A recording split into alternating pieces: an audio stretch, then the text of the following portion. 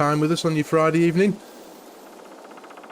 Use my code to purchase FS25. Cheers, J-Star, mate. Really appreciate that. Thank you very much. Is everything looking all right on the stream there? I've got a little buffering circle there. That's not very good in the first few minutes, is it? Everything all right at your end? There we go. Anyway, how you doing? All good to see you. So here we are. This was a bit of a... I suppose it's been a very long time since I've been down here on Edgewater, isn't it? It's been a very long time. Forgive me, I'm like, might drop that down a bit. I'm almost certain you can do this on the fly. Apply that. There you go. Forgive me, ladies and gentlemen. Right. That might be okay now, I hope. Drop that down a bit. Are we alright there now, Dusty? Is that alright? Sean Lewis, good evening, mate. Oscar Plays. Hello, Oscar. How are you, mate? Cheers for joining us on your Friday night. Chad Preel, hello, mate. Hope you're well. Cheers for joining. Yeah, is that a bit better now, Dusty? Is that working alright? Forgive me for that. I think I've been fettling for the last few hours on here, just trying to make things as good as they can be. It seems that might be okay now, I hope. Possibly. Yeah, I think we might be alright there. Anyway, so, back on Edgewater. It has been a very long time, hasn't it, since I've been back on here. James Hudson, hello, mate. Seems a bit better. No problem at all, Dusty. Forgive me for that, mate. Technical issues, what can I say? Yeah, I think it's working. So, yeah, back on Edgewater. As I said, it's been ages since we've been on here. This was, and this is kind of a special one for me, because this was the location. This is my actual save from way back when. This was my very, very first series that I ever created for my YouTube channel. So I've dusted out the save, pulled it out of a folder, put it back into the game, and I figured, obviously, as I said, with the Calms and stream that we did last week or a few days ago, whenever that was, just reliving a few of FARMERSIM 22's highlights. And for me, Edgewater was really one of those highlights, because I was very excited for the release of Edgewater, and I kind of timed the starting of my channel and the new video and making videos and stuff with the release of Edgewater, because there was quite a bit of hype with the release of this map, and it is absolutely gorgeous. It really is. It's a 1x map. It's if none of you have heard of it before, there's a link in the video description. It is for PC and for console. It's an all platforms map, and I know we're literally a matter of days away now from FARMERSIM 25, but if you haven't tried Edgewater, go and try it. It's got such a perfect feel to it, and that's what really got me. Hence why I dived straight into it and tried my hand at my very first series, which was a bit of a role play. So yeah, this is the save that I did that on, and it's just such a great place. I included this. I did a top 10 maps a few weeks back, didn't I? And this was, of course, going into that list. This was absolutely in the top 10. No Huber, hello FARMERSIM, hello mate, hope you're well. Cheers for joining us, mate.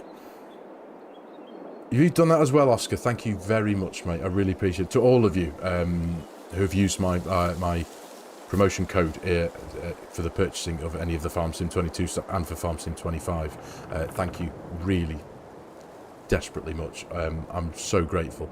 I'm actually not too far away from the bronze level of Giants partner. So if any of you are still in the market or a bit undecided about purchasing FARMERSIM 25, and if you do decide to, the code's there. There it is. Where is it? Where's my button? There you go. FARMERSIM. That's my code. Shameless plug there. So, but yeah, any support there would be massively appreciated. So anyway, right, what we're doing today. So back on, like I say, back in Edgewater, we're going to crack on with a bit of a harvest, actually. I'm going to jump into the map PDA because it's a bit easier to show you things from there. But as you can see up here, growth-wise, we've got 2 of our massive fields of soybeans here ready to harvest. I'm not necessarily going to get both of those done today because they are quite big. We've got an empty field here, and if I pop into the crop calendar, obviously we're at harvest stage for soybeans and the various other crops, but we can also got a small planting window in September for wheat. So assuming we do get through that entire harvest this evening, we'll possibly dig out another tractor and the planter and get drilling that field that's behind us there. That's was lined about a year ago. There we go. Will Wilco, good evening, mate. First time live. There we go. How you doing? Great to see you. Thank you very much for joining us. Oh, goodness me. That's a good start, isn't it? Check that out. My truck's just run out of fuel. Oh, my goodness me. Oh, dear. What we like. Brilliant. That's never happened to me, and now it's happened live on stream. A bloody truck ran out of fuel. Do you know what? I've been sitting in this save for the last couple of hours, just going over things, getting an idea of what I'm going to be doing, making sure everything's where it needs to be, and all that kind of stuff. And the one thing I didn't check was how much fuel I got in my pickup truck. What a tool. Realistic Farmer, hello mate, I'm very well, thank you very much mate, I hope you're well too. Thank you very much for joining us on your Friday evening. It's great to have you on board, thank you very much. So, first and foremost, this is, again, for those of you who are a little bit unfamiliar with my my first series here on Edgewater. It's been a long time since I've been on here properly. This is where I keep the combine and the header, so we're going to pull this thing out. I have been doing a little bit of prep work in the background because to get this harvest done using the machinery that we have on this farm, we're going to be got an auger wagon, and we have our truck as well that we'll be using to cart things back into the silo, into the silo at least. Played all of the older FS up through FS19 and got FS22 off Epic for free. Well, that'll do, mate.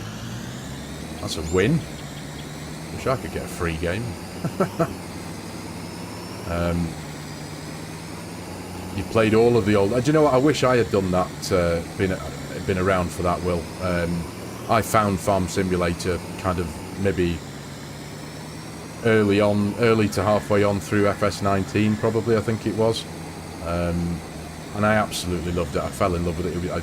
I've had a history of playing various types of games over the years, you know, I was a big fan of Borderlands and Gran Turismo. I was massively into that. Being a bit of a car nerd, Gran Turismo was my go-to game for many, many years, but I found Farming Simulator and I was like, oh, this is just literally perfect. For me, your sound is going in and out. Oh, goodness. Maybe if I mean, everything's good here. Forgive me, Realistic. Got no dropped frames, everything seems tickety-boo. Green lights there, green lights there.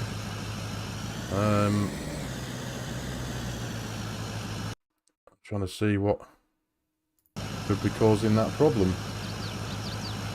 Maybe if I pull the microphone away from my big mouth, maybe that might help, mate. Technical issues are always a nightmare though, aren't they, to be honest. I do my absolute best to make sure that things look as good as they can, with my limited technological knowledge. Right, that can stay there for now. Let's unhitch that. Does the sound seem alright for everybody else, just out of curiosity? And it doesn't seem to, it's not buffering anymore for anyone. I think that might, hopefully that was just one of you. Dust Bunny, is that fixed for you now, Dusty, mate? The buffering thing's gone from... I had my bitrate set too high because I've been, as always, I've been tinkering around with settings this afternoon, just trying to get things a little bit better than what they have been. Hopefully everything sounds good there, Good stuff. Nathan Graham, this map's good to play on Edge. It's a gorgeous map, it really is, mate. It really is. Tech support has arrived. Hey Mark, how are you, pal? Hopefully everything's alright, mate. It's just, yeah, it's me. I've been fettling all afternoon with this thing. I've given up on trying to get superior quality like I think I've talked about it literally at the beginning of every stream I've ever done. I've given up on that now. There's nothing I can do about that until I... You've got no sound, Lee. Well, I think I'm... I've got Lee saying no sound, and I've got Chad directly underneath saying sounds good. I'm between a rock and a hard place here, aren't I? Right, what am I doing? What am I doing first? I want the... I need the harvester. We'll get that again in a minute. I need to dig some of this machinery out of the shed. It's not been out of here for a while. We have got our 9630 here that we need to dig out. That's going to be running grain cart for us. That literally just fits. Millimetre perfect almost. All looks and sounds good here. Thanks, Mark. Cheers, buddy. How are you, Mark? Good to see you, pal. Everyone got the Friday feeling? Happy Friday. Anyone got any nice plans looking forward onto the weekend? Anything going on? It's not long till 25 now, is it? I'm really excited about this. I must admit. If anyone is listening through a headset, try disconnecting and reconnecting your headset. Sometimes that helps. Listen to Dusty, everyone. She knows what she's on about. Right, I need to think about exactly what I'm doing. So I'm going to be taking on the help of Courseplay and Auto Drive as well tonight. So I suppose it doesn't matter too much which way I send things to, but we'll get the truck out, which means going around here, opening the door. It's awesome being back in here and seeing all this stuff that I haven't seen for ages. Picking up an old save after this time is pretty cool. So what do we want? Field 31. We're going to be doing soybeans. If we send that on its way there, that should find its way out to the left and make its way to the field. All good. Evening, Lee. Can you hear me now, mate? If you're not listening on a headset, check in the bottom left corner of the video and make sure the volume for the video is turned up and on. Sound advice there. See what I did there? Sound advice? Yeah, I'll get my coat. Yeah, everything seems to be good at my end. Everything seems to be working its way as it should be, so fingers crossed everything's good. What's my best farm since you started? Sure, my best farm? Best farm as in most successful, or best farm as in the one I've enjoyed playing the most or enjoyed creating? Because they all hold an equal level of excitement or joy for me, I suppose. I love making farms, building them and just creating them. Right, we want the harvester, we want field 31. And field 31 auger unload. Yep, you go off that way. Now I'm going to stick with you for a minute or two and just hitch a ride down the street back to the lane where we go and pick up the combine. You've got nothing going on Sunday, FARMERSIM, but tomorrow night you'll be watching Grainman and PC player Malk. Excellent stuff, James. Excellent stuff. Good stuff, Lee. You can hear me now, mate. That's good to hear. Good to... Oh, goodness me. Terrible, aren't I? It's good to hear that you can hear me. Right, let's jump out here. Let's set you on your way. We'll trundle off down this lane. But yeah, it's a mega special map. Now, as I mentioned before, I did include this, of course, in my top 10 favourite maps of Farming Simulator 22. And when I did that map tour and jumped into this map, I actually just jumped into an empty map kind of thing, and once I jumped back into here, into my own save game, I'd forgotten how much custom work I did. And I said, do you know what? I'm really good for, like, starting to do something and then getting sidetracked. So, we shall. What colour Giants partner am I, Mark? Well, funnily enough, I'm not too far away from bronze at the minute. I'm just regular. I'm just poverty spec partner at the minute. But I'm actually not too far away from being a bronze partner. So I'm way down in the doldrums compared to some of the big boys. I appreciate that. But I'm getting there, and it's all down to the thanks to you guys, to all you wonderful viewers and channel members. Thank you very much for your support. And that's a bit of a lag there, isn't it? But yeah, quite a few people have very kindly used my promotion code to order the year 1 season bundle for FARMERSIM 25, so that was wonderful. Oh no, I'm not special enough for any early access, buddy. I did just actually catch, I was quite jealous, and obviously, you know, he's earned where he's got to now as the big man himself, FSG. But he put out a post, didn't he, yesterday or the day before, just kind of lining up a bit of a schedule for next weekend, and he's got early access for next weekend, hasn't he? So I think Friday, Saturday, Sunday, Monday, I think, if I'm right in saying, FSG is going to be showing us all a bit of early access to the game, which is really, really exciting. So, right, there we go. There's that. Thank you very much. Let's just pull back a bit there. And we shall jump on the... I can't even get it there, can I? Let me unfold the harvester. Give me a bit of room there.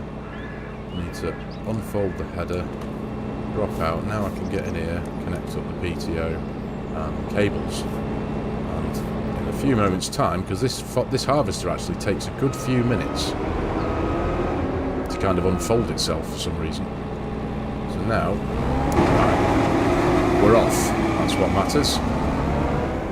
Did that sound quite loud to you guys then? Just let me know. If I just turn the harvester on there, what's that volume like? The reason why I'm asking is because I had an almighty... My game... I had to reinstall my game a few days ago because I had an almighty fail, or my game failed on me a few days back. And it wouldn't load, it wouldn't go past the loading screen at all. No matter what I did, I hadn't done... It was actually the morning after my last live stream. I'm sure a lot of you have experienced this with PC. For no reason at all. I did my live stream, whenever that was, a few days back. It's loud, is it, Mark? Right, yeah, because everything had reset itself, so please forgive me. I'm going to jump into my settings here. Where are we? Volume, sound, volume master 60, vehicle volume, put that down to 20. Right, maybe that's going to be a bit more bearable. Because this is a noisy bugger, let's be honest. Is that a bit better? You can hear me, my dulcet tones over the harvester, can you now? Had to turn the set. Yeah, sorry, J-Star, mate.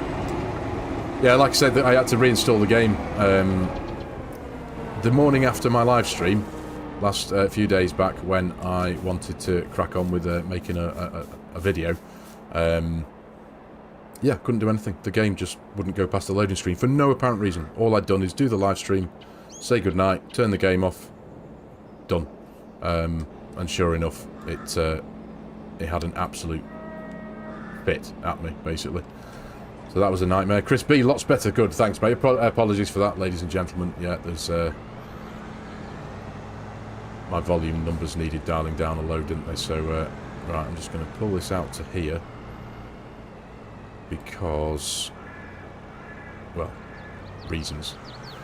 Because that's where the unload point is there. So, we're going to turn that one on now. You're going to sit and wait for that. You should be right, shouldn't you? Field 31, grain bin, soybeans. Yep, sorted. Although you are in my way, so I might actually... I'm just going to have to harvest round you for now, and I'll pick that last bit up on the way round. So, let's drop you down. Let's turn you on. Let me make sure this is at field 31 as well, and then all being well... my little John Deere there should follow me. Well, this is entirely unprofessional, I appreciate that, but I'm just going to skirt around these two for now, and I'll pick that patch back up. I had turned crop destruction off a bit earlier on while I was faffing around on here, making sure everything works and adding to the auto drive network.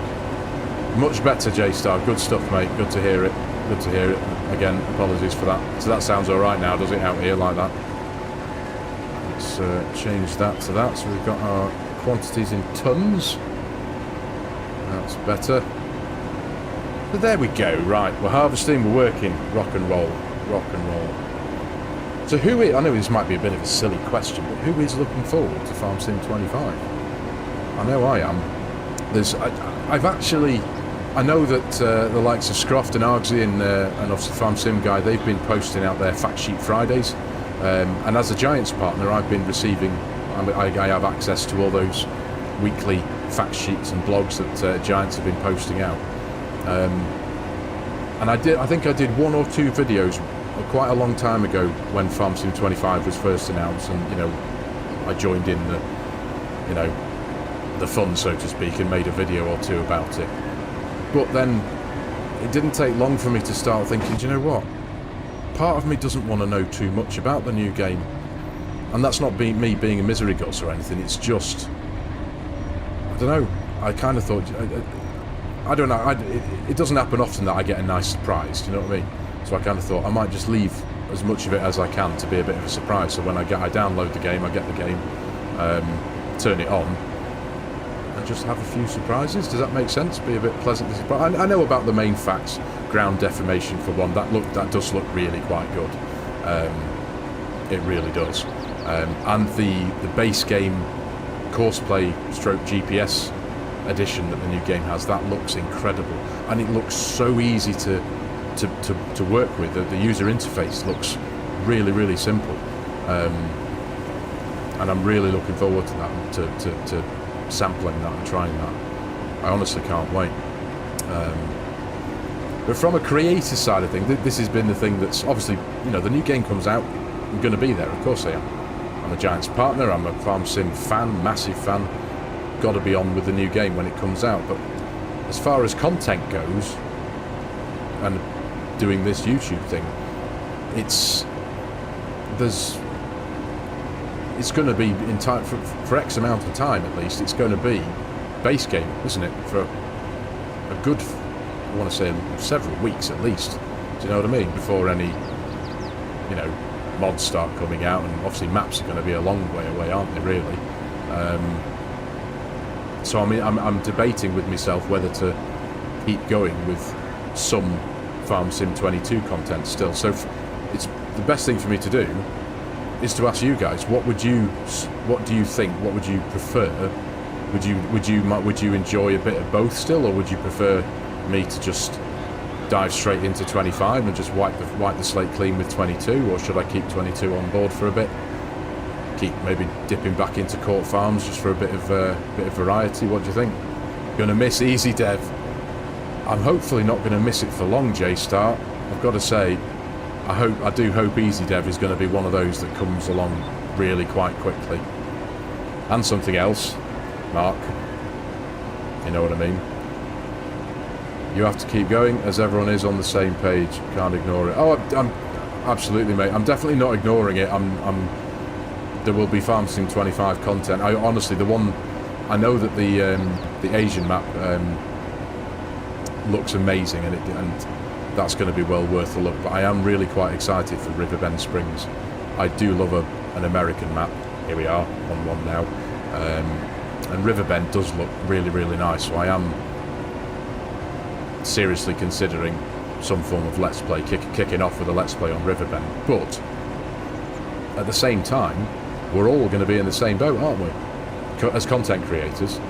So the day or two after FARMERSIM 25 comes out, are you all as viewers, and I suppose I consider myself a viewer as well because I do watch other creators as well, but is there just going to be a massive influx of Riverbend Springs Let's Plays and Zilonka and the other one, Hentai, whatever. I forgot the name of it, goodness me, I can't think. JMac PSN Trucker, thank you very much, mate. That's very kind. Appreciate that, mate. Play an FS22 series just for fun while playing FS25. That sounds like a good idea. Absolutely, Dusty. Thank you very much, JMac. That's really kind, mate. I really appreciate that. Honestly, you guys are just wonderful. It's so cool doing this YouTube thing. I've said this so many times, but I'll never tire of it.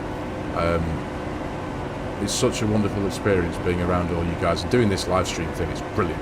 Just being able to interact with you like this. You're not getting 25 till I get the new Xbox for Christmas. I haven't been this excited since I was a young lad. Good man, Pete. Good to hear it. So you're getting the new Xbox for Christmas. That's awesome. Defo think both for a bit, J-Star. Honestly, mate, I think I completely agree.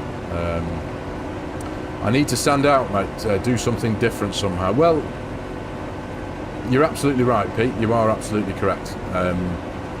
Within the confines of FARMERSIM 22, it's certainly not impossible, because I know, we've had masterpieces, and we still have.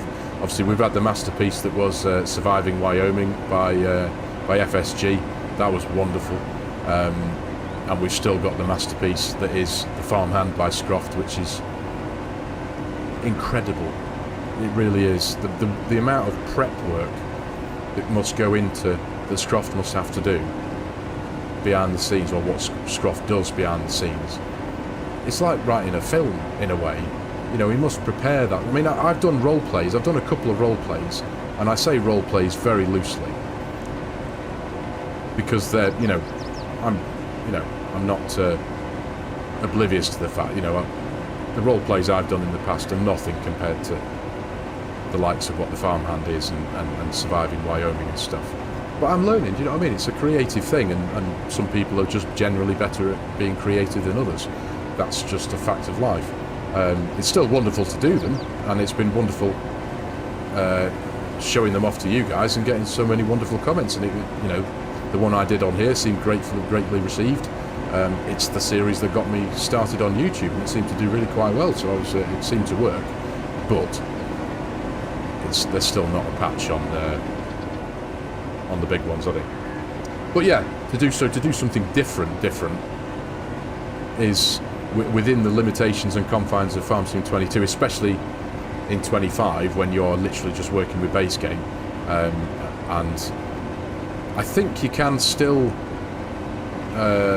switch on the likes of flight mode and all that kind of stuff in the development controls splash screen that you can do, but without EasyDev it just makes it a whole lot slightly more difficult. I only do live streams on my YouTube channel, and I do a lot of simulator games. You do a lot of different simulator games, do you, J-Mac? You have a bit of variety on your channel, do you, mate? I'll have to check that out. And I also need to watch my capacity here, because this is not, as I've been used to for quite a long time, just an unprepped field. This is a fully prepped field with a half-decent yield. So, I think what we'll do, we'll get to about 95%, and then I'll pull in. Howdy neighbours, howdy gold, how are you, mate? Good to see you. Thank you very much for joining us on your Friday evening. Tin Man! There he is! This was, you see, there we go. This is what I remember. I will never forget you, Tin Man, obviously. Yeah, you were well on board with my first series on here, weren't you, mate? There we are. Back on it. I've dusted off the save, mate. And, right, do you know what? We'll just... I'm going to see how my auto drive does here, so... Let's do what Courseplay does. And just pull myself in here. I shall sit back for a minute or two. And wait for me John Deere. Come on. Do me proud. Should see that start to do something in a moment or two. There we go. You can almost guarantee, though, that he's just going to beeline straight for me, even though the settings are set to not drive over crops. He's driving over my crops. Thank you very much, mate. I am particularly close to these trees, so I'm hoping that he decides to hang a left, or his left at least anyway, and go around the back of me. Come on, pal, don't drive into the trees and let me down on my first pipe out. Yeah, on the road, Snow Runner, Farm Simulator, good stuff. There we go. This was a series that got me hooked on your channel. Thanks again for what you do. Tin Man, you're very welcome, mate. You don't need to say thanks, mate. As I said, me saying thank you to you guys for being there and watching my videos and supporting my channel. It's wonderful. It really is. I've like I said before, I do have a habit of repeating myself on every stream. But being part of this community is just, it's an honour, it's a wonder, it really is. I love it, I really do. And where are you going? I had to, as you'll say, well again, Tin Man, for namesake, you might recognise that, because obviously I had this auger wagon on the actual series when I was doing it, but it had the tracks on it. But it's an absolute swine for not staying still. Especially when it's full and it's got a big weight in it. The auger wagon just when it's sat still on the ground, it just drifts off to the side, and it drives me potty. So I stuck it in the workshop before and threw some tyres on it, and now everything seems to be tickety-boo. So there we go. Everything's still alright on the technological side of things. You can still hear me and see me, and there's no buffering as there now. There's none of that. I think I managed to sort that. I hope. Just checking. Good evening, Cher. How are you, love? Nice to see you. You well? Cheers for joining us on your Friday evening, mate. Hope all is good. Join us here on the gorgeous Edgewater, Saskatchewan, mate. By BC Buhler and South Sask modding, one of my favourite maps. In fact, that's what I was going to do before, you see. This is how mind dead I am. Right, so, flight mode. I'm just going to jump into it, jump into that for a few minutes. Because, yeah, what I was saying before, earlier, when I jumped into my map tour, I loaded up the standard map to show it off. And when I jumped back into this save, I realised just how much customisation I'd done. Because this area here in the base game, the base map, is full of streams and trees and lumps and bumps and all sorts, as is this bit over here. This bit's entirely different as well. And as is this whole side of my lane as well. It's entirely different. And my row of trees. I was dead chuffed with that when I did that in the series. All these trees that you see down my lane here, I planted all of these and they've grown. And I just really liked that flanked road of trees left and right. But yeah, this is all entirely different to what the base game was, and I'd forgotten just how much work I'd done on here. It's meant to look like this. The fields are kind of full of the hello. Goodness me. That's a lag if there ever was one, wasn't it? I haven't been over here on this side of the map for a bit. But yeah, that's what it's meant to look like with all the streams and the rivers and the gaps in the field and whatnot. So I opened mine out.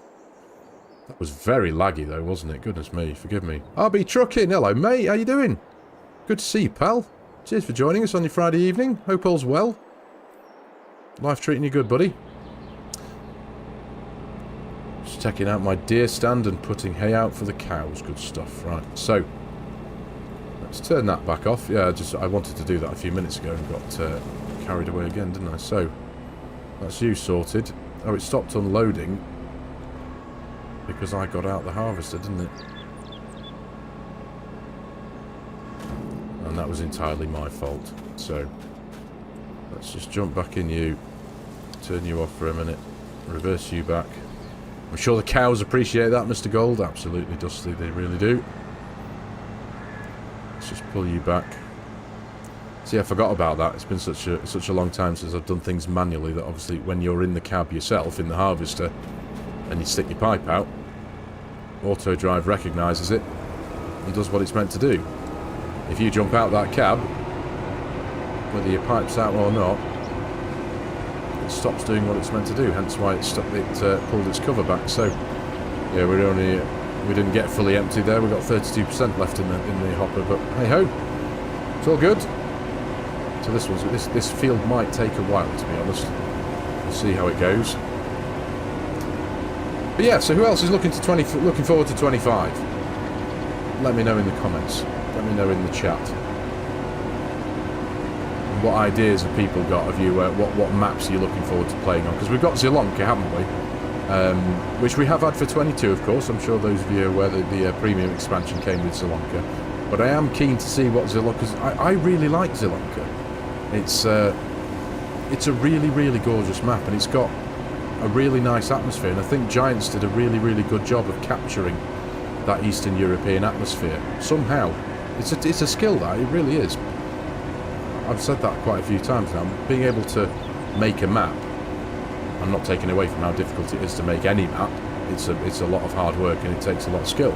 But to give it a real atmosphere and a real feeling of the place that it's meant to be, I think takes that, it's just that extra little bit of skill.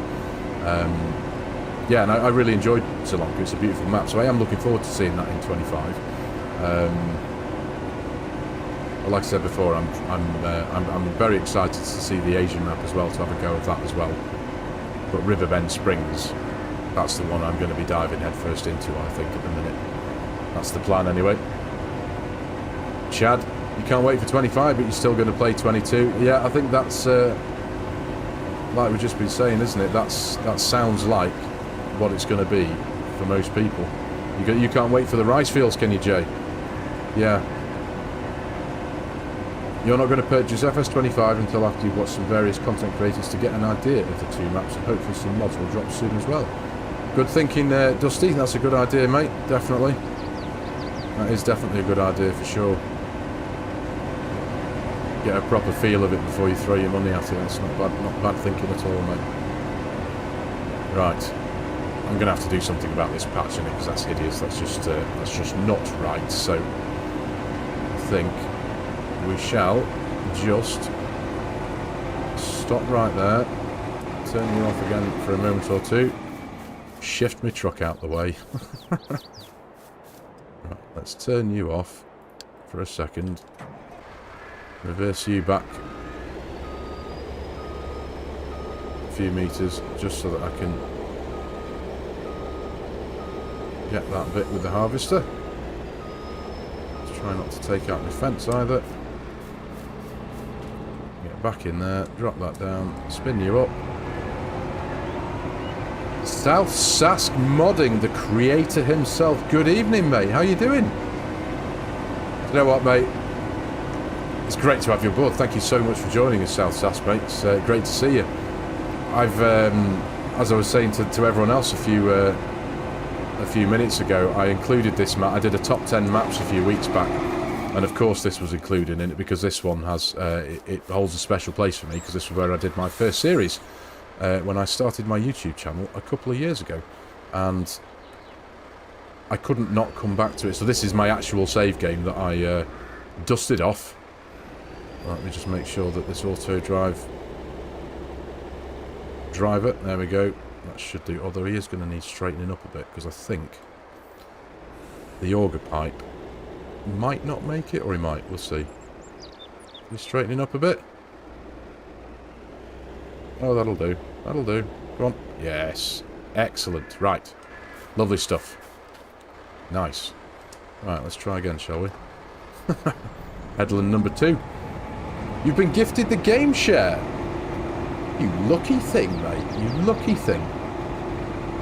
Yeah, I'm doing well, thanks, South Sass, mate. I'm doing well. Very well indeed, mate. I've been looking forward to jumping back on here, I've got to say. It's a beautiful map. But I have done a bit of work on in my fields anyway, as you might recognise. There's not as many of the islands and the trees in this big field up here. I'm in field 31 and up in the... well, you know the map. You know where I am, don't you? Map took a lot of time to create, and I'm happy so many people like it, mate. It's as I was just saying. I think maybe just before you popped on board, mate. I was talking about Zielonka, the Polish map, and I'm well aware of the amount of work it goes into making a map, regardless of whether it's a fictional map or a place, it's a real place or whatever. Making a map is making a map, but making a map feel like it, giving a map atmosphere, is an extra level of skill, I think. I don't make maps, don't get me wrong, I know nothing about how to do it or anything like that. But we've all seen a map, I'm sure we've all been on a map where, you know, it's great, it's been created, it's had a lot of time spent on it. But it might just, to you as an individual player, you might feel it's just missing something, perhaps. But this, for me, I was so excited for the release of this that as I say, it was a few days away from being released. I was following all the news on Facebook and stuff from yourself and BC Buhler, and when it came out, I just dove right into it because I was so excited for it. It's a gorgeous thing. One of the greats of FARMERSIM 22, mate. I've got to say. You're still playing this map as well, are you, Tin Man? That's awesome work, mate. Nice one. And I know there's a Facebook user, and I think he does appear a few times in the FARMERSIM guys' live streams in the comments. But he's called Junt Farms, and he posts photographs on Facebook, and they're beautiful, and a lot of them were on here, and it's just every time I see his photos, it makes me want to come back on here. He just has this wonderful ability to just whet your appetite to go, oh, I need to go back on Edgewater, and he's built these beautiful farms, and he takes these wonderful screenshots. It's amazing, it really is. Yeah, absolutely, Jay. Got to say thanks for many hours of gameplay on this one. It's a beauty. Mr. Gaming Joy Josh has a mod called Horse Resale Value in Farm Sim that allows horses to increase to 50 grand. Well, I've got a handful of those on Court Farms, haven't I, Dusty? I might need to download that mod because I could do with that. They're only worth about 2.5 grand at the minute.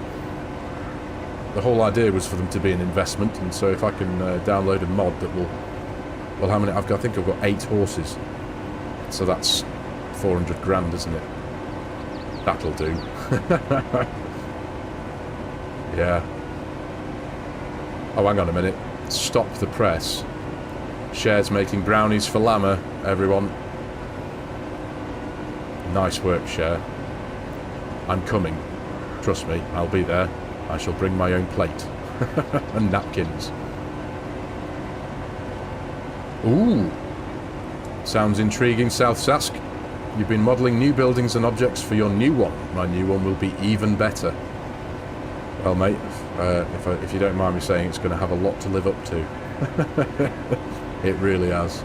I'm looking forward to that, though, mate. And I'm not going to go, when's it out, when's it out? Because it'll be out when it's out. We know that Oxygen David, Whitcomb Park Farm, that's... we're going to be looking roughly about October next year for the release of that one, so we've got a bit of time ahead of us. But that's how long these works of art take, let's be honest. These maps that can give us literally, well, quite literally, years of gameplay. Hey, up 96% full, so... And my auger wagon's right on the other side of the map, on the other side of the field, isn't it? So let's just pull up there, turn you down, pipe out. No, I've just turned that off, haven't I, you fool? There we go. Yeah, these maps take a long time to make and make right, so it's good things are worth waiting for, as my dear grandmother used to tell me. Patience is a virtue. Good things come to those who wait. I do wish I would understand how the course play and auto drive thing will work, because sometimes this combination works flawlessly, and the auto drive driver will drive around the crop. He will recognise where there is crop and where there isn't crop, and drive where he's meant to, or she. But this one's just nah, beelining straight for it. Yeah, I think Mr. Oxy said he's already been working on Whitcomb Park for... Yeah, he has, Dusty, that's right. It's incredible the amount of time that goes into these things.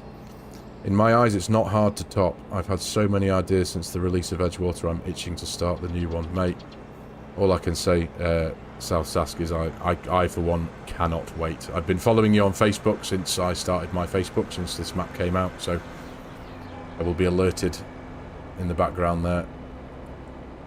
Looking forward to every update, mate. It was brownies or a cake, Share? Would it be too much to ask for both? Just tell me when you get there and I'll come and give you a hand bringing them into the building, mate. Is this for the... I take it this is for the community meetup afterwards. You're not going to be bringing them actually into Llama, are you? Handing them out to thousands of farmers wandering around looking to buy new bits of machinery. I take it they're just special for us, for our little community. Community brownies and community cake. Leroy's doing the bulk of the catering, isn't he? He's, I think he's doing a hog roast. I think. I hope I didn't get the wrong end of the stick in the last stream, but yeah, Leroy's doing the actual catering because that's what he does for a living. And there we go.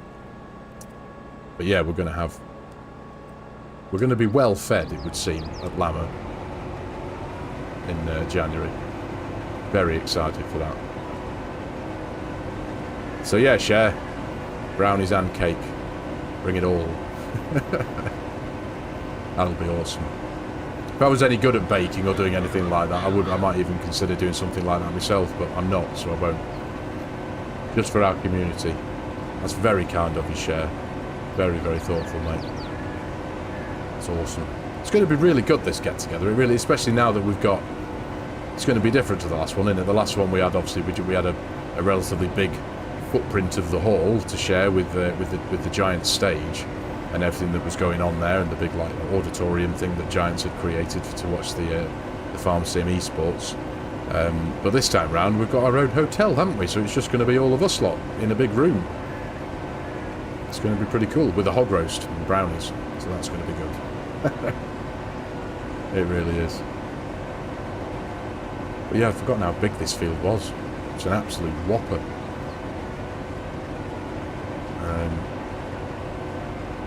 We'll get through it. We'll get through it. I suppose I should have bought another, maybe just thrown another harvester into the mix, because money's not an issue, is it? Set on a 2 harvester course play. You wish Giants would have a FarmCon or a Llama type of get together in the States. It would also be great if the content creators had a meetup in the States. I guess it would, wouldn't it, mate? Yeah, I know. I'd love to jump over the pond, so to speak, and come over there and meet up with you guys. That'd be amazing, wouldn't it? That'd be really cool. It is a very big place, your United States of there, America, though, isn't it? Even if, I mean, our country here is minuscule in comparison. So it's like, where would you have the meat? Because there'd still be huge quantities of travel, wouldn't there?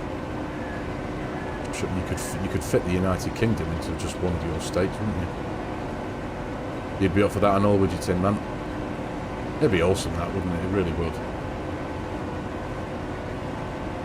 FarmSim community meetup stateside. Definitely, definitely. There we are. So what is everybody playing actually at the minute, map-wise? Obviously, we know. Obviously, Tin Man's just said he's still been playing on Edgewater here. But just out of pure curiosity, what map has got everybody, or what maps, sorry, has got everybody's attention at the minute? Now we are where we are, with 25 being 12 days away. What's everybody playing? Are we still on the likes of? Well, there's so many in there. It depends. Depends what you're into. So yeah, let me know what you're playing. Per Olaf, Calmsden. Good choice. Good choice. Do love a bit of Calmsden. Yeah, absolutely. There are several Case IH dealerships throughout the US. They could use one of them. That's not a bad idea. That's not a bad idea at all. They bought some content creators over recently and took them to the one in Racine, Wisconsin. Oh, that's where, am I correct? And so that's where some of the big boys went, wasn't it? RGZ and FSG. They did their, is that where they had their introduction to FarmSim 25 a week or so back? Is that right? I think. Carpathian Countryside Share. That's a lovely map, isn't it? You're currently playing the Ranch Colorado because of the custom horse and cow pastures. That's a nice map, that is, mate. That is a nice map. Barber Alba, hello, Big Like. Hello to you as well, mate. Hope you're well. Thank you very much for joining us on your Friday evening. Hope you're good. Nice to see you. Old Stream Farm expansion, Millstown and Corpy. I need to have a look at this Millstown. I've seen it a few times, but not very much. I need to have a look at that one. Mr. Sealy P was there as well. That's right, he was, wasn't he, Dusty? That's right. Only the really big guys get to, the really big YouTubers get invited to these special events. Edgewater, Western Australia and Calmsden Farm. Chad, nice work. Also No Man's Land and Gateshead. See, I just did it there, did I? It's not Gateshead, it's Gatehead. Well done. Silly me. Gateshead's in the northeast of England. No Man's Land. See, that's an interesting... Well, that is like literally like an all-timer, isn't it, that Tin Man? That was... I think that was one of the first maps that came out for 22, was it not? Mod maps? No Man's Land. It was... it's a cracker. It really is that. It's a special map, that one. It'd be great if he brings it back for 25 as well, wouldn't it? Just to carry on the pattern. Because it was we had it for 19. He'd done it for 22. He might just redo it for 25 as well, mightn't he? Millstown is a really nice map. My sister, Mrs. Hillbilly, and I did a private map of tour of Millstown. Nice. Yeah, I need to have a look at Millstown. I really do. There is another one coming out in the next... I think he's the map creator. His name's Alan Taylor. He's posting on Facebook. And I'm hoping... I haven't actually checked today, but a couple of days ago he said it was a few days away, basically, because I think Giants are they dialing down their mod testing now for 22 just until they get 25 on the go? Is that right? But anyway, yeah, it's called Lancashire, so that's up here in the UK, literally like a few miles north of me here. Very excited for that one. That looks very, very nice from what I've seen. All I've seen is some screenshots on Facebook over the last few months from a couple of the testers. It's a beauty. It really is. That's definitely going to be worth a look into, that one. So even if you're not looking to jump into 25 for X amount of time,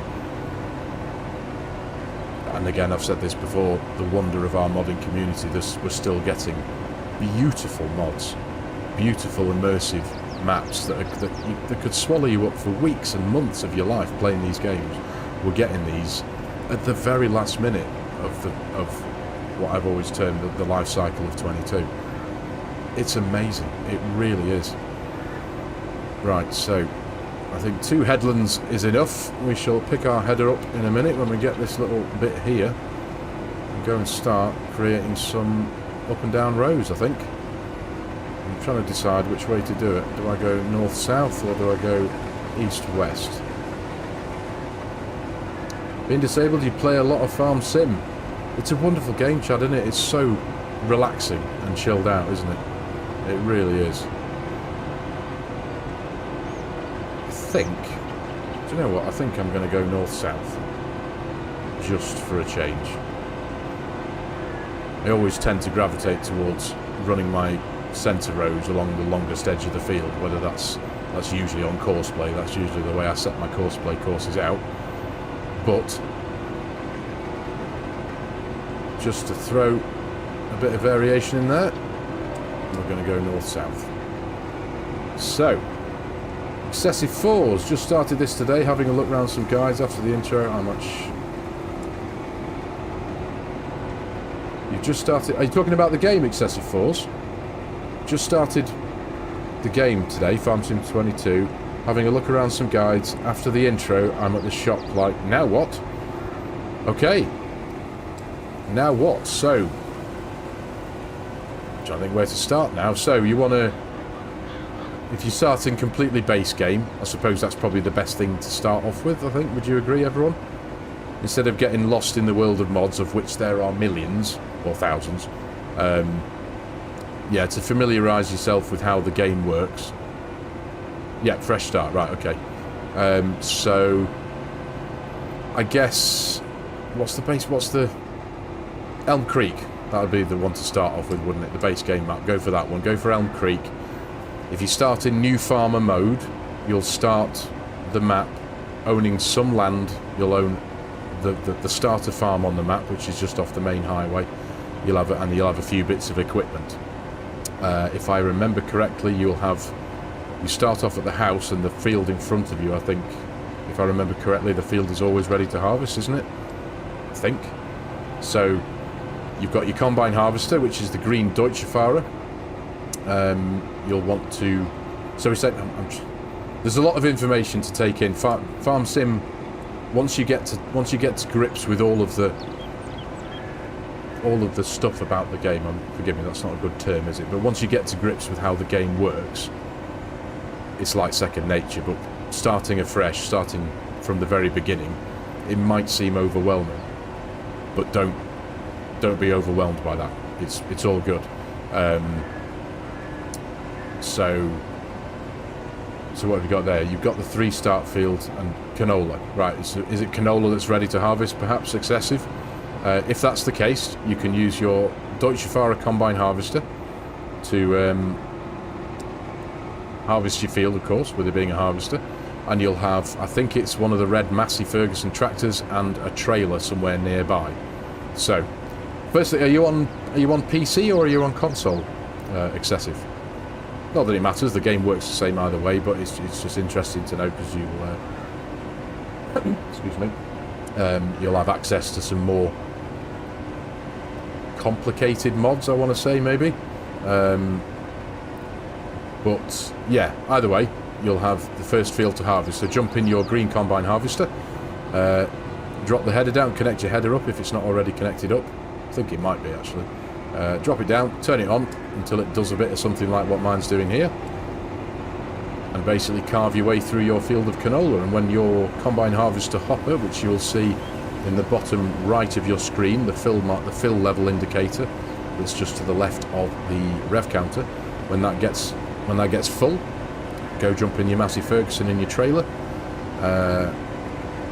pull the auger pipe out on your harvester so it sticks out, drive under the auger with your tractor and trailer and unload your first harvest. And I suppose that'll take you a few minutes, so get started with that first.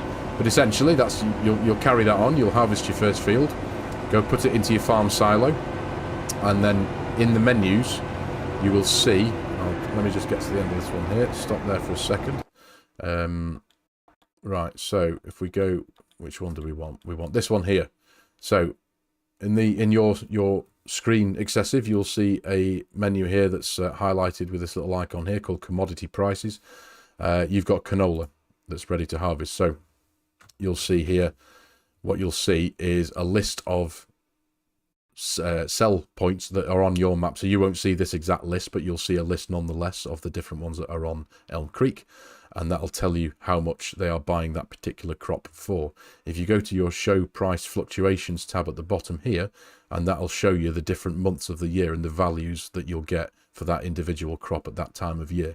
So if you've got canola, it might be different because it can be different depending on the map you're on. But here, for example, on this map in Edgewater, you'll see that canola is at its best sell price at around January. So that's where you want. So you want to put it in your silo until January.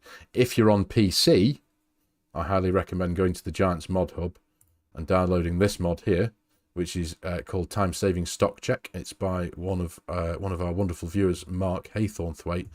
And what it essentially does is it loads everything that you own in your farm into one big long list. So you don't have to keep jumping back into this menu to go, right, now I've got some strawberries, now I've got some anhydrous, and now I've got this, that, and the other. Where do I sell it? How, it can take a long time doing that if you've got a really established farm. How much does wool sell for and what month?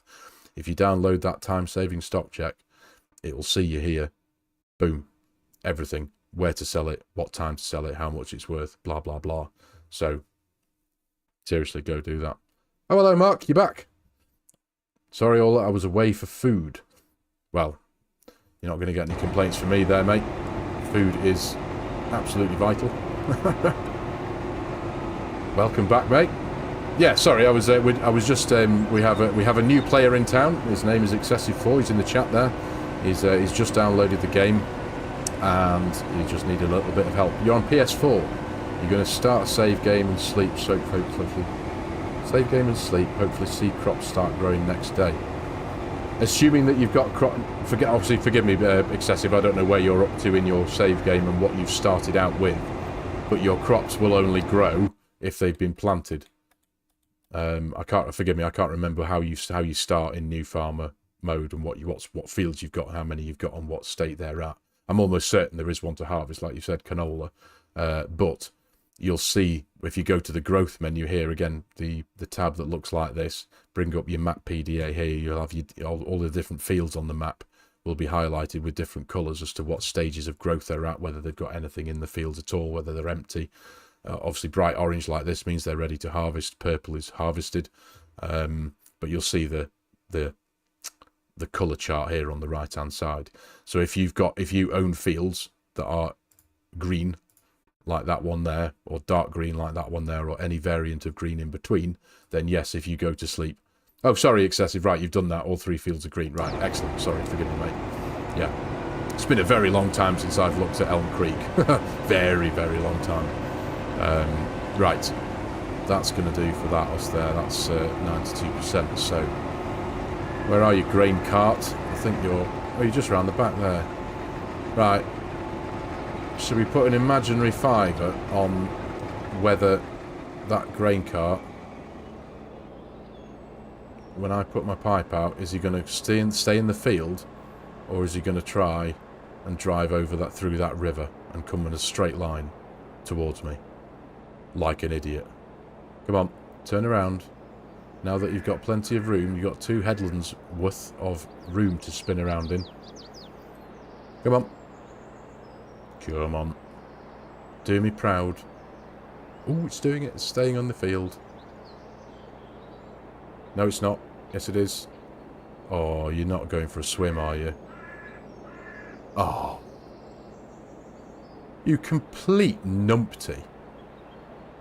And now you're going to drive into a tree. Oh, you complete moron. Honestly, you just can't get the staff, can you? Yeah, you're still trying, aren't you? Come here. Honestly, but now you're not going to go to my auger pipe.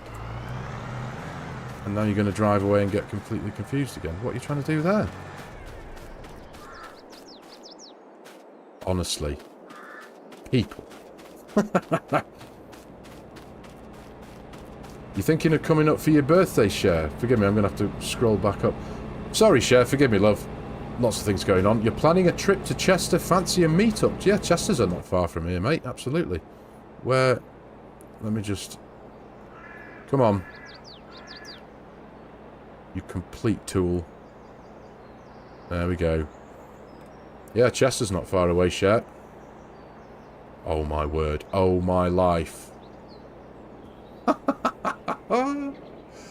Oh... Live on the internet. Watch a complete moron drive a tractor twice into a lake. Right, come here, you. Forgive me, ladies and gentlemen. Popeye mode. Don't go back there. I mean, do you really need that much help?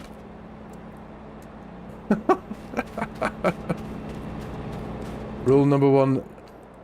Never use auto-drive with a tractor with tracks. Honestly, I've very rarely had too many problems with them, Mark. This is the first time in a... I mean, now you can see the damn thing. Are you going to stop, though? There you go. What an idiot. It's green and it needs a wash, yeah. Goodness me. There she is. She's in the house. Hey up, Kay. How are you, mate? Hey up, love. How are you? Sneaking away from work briefly to say hello and to catch you faffing with a deer.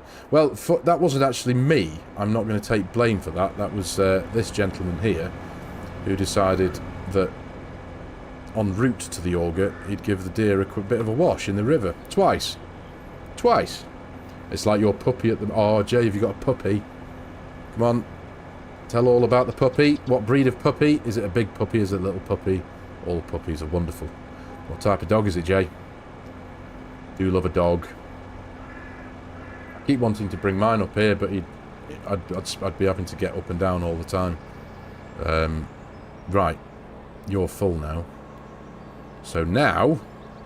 you should now... You didn't want to go to the left before, but I've got an auto-drive course running the entire width of the field, entire circumference of the field. The rotten AI. Well, it's auto-drive. It should, and he's going the other way. I did spend almost a whole minute or two making sure that they can get from both ways around, but he's now going to go the very long way right around the field to get to the truck over there. So while he's doing that, we'll keep going. Time for another walk. Mando, get in. This is the way, Jay. This is the way. 12-week-old beagle puppy. Excellent. I get a pass this time, do I, Kay? Thanks, mate. Yeah. It's only, you can guarantee it. This kind of catastrophe only ever happens live on the internet, doesn't it? You can guarantee it doesn't happen when I'm doing my... What am I doing here? When I'm doing my usual videos. I don't have that problem. It just works fine.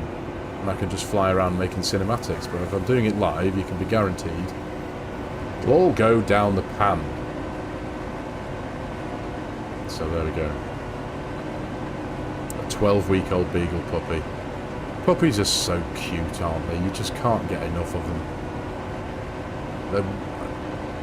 A dog makes a house a home, quite frankly.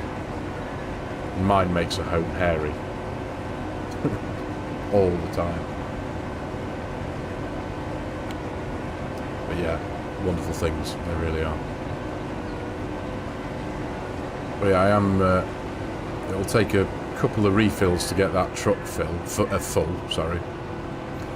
But I did test it before. That's why I forgot to turn my crop destruction back on again. But it should pull up on the right hand side of the truck and load in. A dog makes a home a mess. Yes, well, I'm good at that as well. But yes, mine's not too bad actually, apart from the hair and the odd toy and bits of carrot lying around because he likes carrots as treats. Big ones, like big ones. When it's a 30kg black lab, yeah. Proper dog, mate. It's a big ass dog. Yeah. Mine's a 50kg German Shepherd Newfoundland cross. Come on, there you go, there you go. Is he doing it? Is he doing it? Yes, he is. Right, excellent. It's working, that's all that matters. In his nice clean John Deere that's just been dunked twice. Anyone else here for the 80s TV show? Yeah, yeah. Oh, you can't beat a good reminisce, can you, average? But at the same time, we've got to... can't be doing the same thing, can we? As much as I'd love to. That's the kind of thing I could just go on forever for, I must admit. Well, I'll tell you what was a nice blast from the past, though. Me and Mrs. FS were watching... Now, this is a TV show that I'm assuming is only over in the UK, because it's on the Channel 4 on-demand service, but it's a TV show called Derry Girls. And Mrs. FARMERSIM had just found it one day. I think her brother had introduced her to it a couple of weeks back when she was over at his house. But it's a bit of a comedy, it's a bit of a light-hearted thing based over in Ireland, but it's based in the 90s. And it's been very cleverly done, because obviously it's a I think it was made in it was started to be made in like 2016, 2017. But it's themed in the 90s, so it's all full of 90s paraphernalia and 90s music as well, which is wonderful. And it was just wonderful to watch this little TV show that she just said, oh, let's watch this and just have a giggle. And all of a sudden you're just playing loads of songs that you've not heard for years. Maybe we should move on to the 90s. Well, it's certainly a possibility, Welsh, but the 90s, again, when it comes to TV shows, like what we were talking about in the last stream, 80s is king, 80s is done. You can't, I mean, yes, there was some good TV shows in the 90s, but there was nothing like the things that we were talking about, the cartoons that we grew up on, and the films and stuff. The 80s was just peak, if you ask me. And for music as well, because I'm a big fan of 80s music, synthwave and retrowave. Absolutely love it. I discovered that genre a couple of years back, and I just fell in love with it. Am I excited for FS25 in 11 days? Kay, I am, mate. I really am. I've actually just been having a bit of a chat with everyone here about that, asking the question about, obviously, being a creator. Do I stick with a little bit of 22 and keep a bit, and do I jump into 25, get something going on 25, which will, at the minute, it seems I think I'm going to be doing some form of Let's Play on Riverbend Springs, assuming that all the other content creators are out there. We're all going to be playing from the same canvas, aren't we? We're all going to have the same no mods. We're all going to have the same maps. So it's a case of doing something like that, but then sticking with a bit of 22 for the sake of having the variety and the mods and all that kind of stuff. I don't know. It's a big thing, so I think I'm essentially going to be sticking with a bit of both for a bit, I think. I am going to have to wind up some of the series. I'm not going to be keeping everything as much as I'd love to. But yes, I am very excited for 25. I've pre-ordered it, but I've only pre-ordered the base game because at the time, like most days, I'm considerably poor, so I didn't download like the big expensive year one pass or anything like that. I've just pre-ordered the base game version, whatever it is. But either way, it's going to be awesome. I'm not too fussed about that kind of stuff. FS25 looks amazing. Can't wait to see everyone's content, but I won't be able to play it for a while. Oh, why not, mate? Need a new PC before that, as my laptop won't handle it. That's a shame, mate. Is your laptop definitely... I mean, I understand where you're coming from, because I was pleasantly surprised when Giants released the minimum PC requirements for 25. Unfortunately, my PC does just about manage to stick within those requirements, I hope. But then it's all going to be down to what it is on the day, to be fair, because my graphics card, which is the main part of it, that's what I think is my bottleneck. It's a good graphics card, it's fine, but as you'll see from the quality of the 1080p stream that you guys are watching in the minute, it's not the best. The stream quality, the encoding capacity of my graphics card is absolute, well, it's rubbish. What can I do? So yeah, we shall see how it performs anyway, because there's a lot more stuff in 25, isn't there? You've got tornadoes, you've got, you know, all the different weather, the ground deformation. There's a lot more stuff for your computer to handle, and it's, you know, obviously it looks better. We'll get to see how creative content creators can be without mods. Yes, you will. You will. I think I'm pretty sure I can still do my cinematics. Excuse me, I've got the hiccups now after that fizzy drink. I'm pretty sure I can still do my cinematics. I can still do... You can still do that stuff. You can get into your... you can change your flight mode and stuff if you activate the developer console, and you can change your field of view and all that kind of stuff. So I think it's just a lot easier with EasyDev. You hope the tornadoes can be turned off, Per. Well, I can only assume they have to be, mate, because and again, trying to be a bit of a stickler about realism. I mean, let's just say, for example, Oxy's Whitcomb Park Farm map comes out the day after 25 comes out, which it's not, but you know what I mean. Let's just say, for example, it did. It's in the UK. We don't get tornadoes. So I'm assuming they have to be able to be turned off.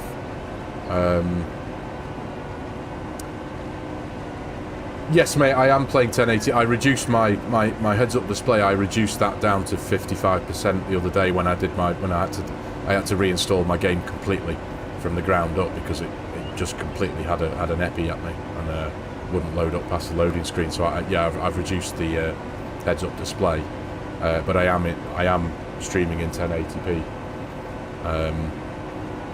I've been trying to get it set up today that I can stream in 4K, because that kind of improves the visual clarity at everyone else's end. But it's still, I didn't want to risk jumping on the stream and going, "Hello everyone," and then it all just falling completely on the floor and buffering and freezing and stuff. It's a difficult one. So I've been making loads of test streams and just setting them to private, running them for about a minute and a half today, and then stopping it and going back into it and viewing it, just to see if I can increase my visual clarity a bit, because it drives me nuts. I know we've been here before, haven't I? I'm literally like a stuck record, but like when I watch FSG streams and I watch Grainman streams, they're like perfect quality, and I'm like, why can't I have that? And it's because I haven't got an NVIDIA graphics card. I've got a GDDR5 AMD 12GB 6700 XT, which in of itself is a wonderful graphics card, don't get me wrong. It's perfect for doing recordings. All my recordings and stuff I play and I record in 4K, and it's crystal clear and smooth as a baby's bottom, so to speak. But for streaming, it's crap, to put it blunt. And I didn't know that when I bought the graphics card. I I just thought if it can do this, it can do everything, but no, it turns out it can't. Encoding software in the graphics card is entirely different to other bits. So, unfortunately, you live and you learn, that's for sure. So the next time I fall into a substantial amount of money, I will be buying a new graphics card at some point. But the reality is, I might have to upgrade everything, mightn't I? Because I'll need a GDDR5. Anyway, I'll have to get another motherboard, and that means more RAM, and then a processor. So it's like you end up just buying a whole new PC, and then you're $3.5 grand into it, and you're like, oh, bloody hell. So I don't know, it's one of them, unless I just find a used GDDR5 graphics card that's an NVIDIA 4090 or something like that. I don't know. There are so many beautiful FS22 maps that I haven't even had a chance to look at. Got to take my time before I buy FS25. That's a mindset that I am thoroughly envious of, Dusty, to be fair. To be able to just go, yeah. And why isn't that John Deere moving? Oh, come on. Why aren't you moving? I'm going to have to go over and pay him a visit, aren't I? There you are. Honestly. Why can't I get in that? There, thank you. Right, come on. What do you mean driving to destination? You full? Honestly, am I just going to have to turn you off and turn you back on again? For some reason, just a few feet forward. Turn you on. Go get back in me harvester. Enter vehicle. Pipe out. Come on. So why does that work now and it didn't before? Honestly. Stop being OCD. I can't help it. It's not. It's just. It's one of those things, isn't it? What can I say?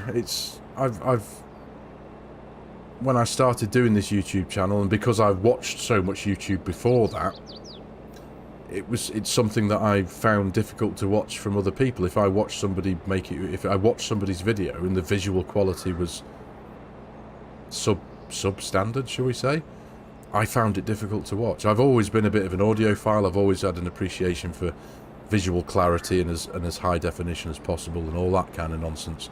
And it's just me, I suppose. And knowing that I make it, like I said before, my normal videos are fine. They're visually, they work perfectly well. And I wanted to try and do the same for live streams, but get a PC sponsor maybe. Oh, chance would be a fine thing. That'd be a wonderful thing, wouldn't it? If any of you are out there, PC makers, yeah, one day maybe, one day we'll see.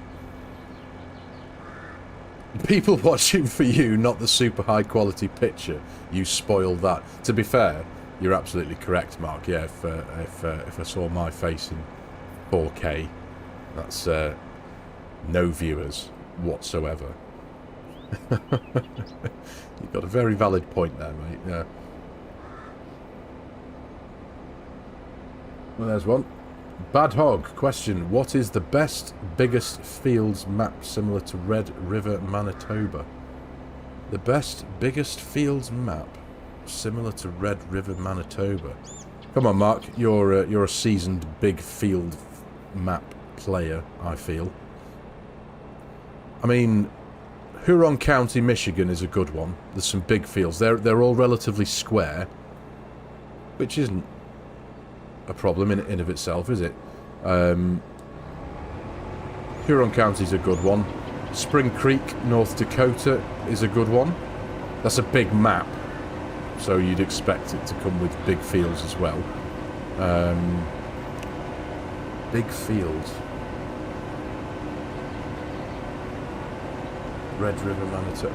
Red River, Manitoba, was that a... I'm trying to think of the size of that one. Was that a 4X or a 16X? My mind's telling me it was a 16X, wasn't it? Red River.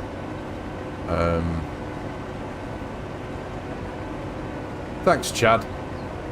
Appreciate that, mate. Thank you very much. Spring Creek is by far the best in capital letters. You've spent a lot of time on there, haven't you, mate? It is a lovely map, I'll be honest. I have spent a bit of time on there long before my YouTube career. Yeah, I do love a bit of Spring Creek. Is it still going ahead for the old 100k mark, if you know what I mean? He kind of knows about it now, doesn't he? The big man. Missouri River Bottom. Yes, Missouri River Bottom. That's a beautiful map, absolutely. I did. I started a bit of a. Had a bit of a go on that map a wee while back. Oh goodness me, what am I doing? Up, down, turn on. There we go. Yeah, Missouri River Bottom is a lovely map and it runs very smoothly. Rocky Mountain Reserve, yes. One rings a bell. Rocky Mountain Reserve, 4X, yeah. I don't think what others there are.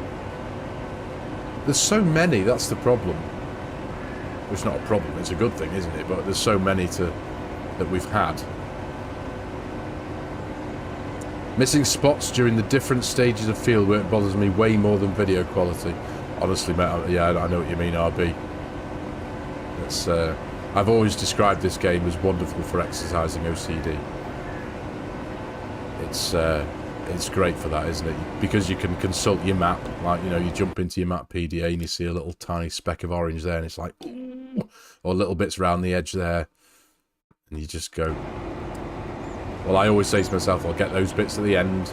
Even if a course player had done it, I'll take a lap around the edge at the very end when course play's done 99.99% of the job, and I'll go pick up the pieces and just make sure it's all gone. Aussie Nomans 16x con there currently. Nice. Yeah, it's a nice map, that. It really is. Massive. But it feels bigger because it's such a wide expanse of emptiness in a way, isn't there? And you hear my dog barking there. I think, what time was it? It was 9:30.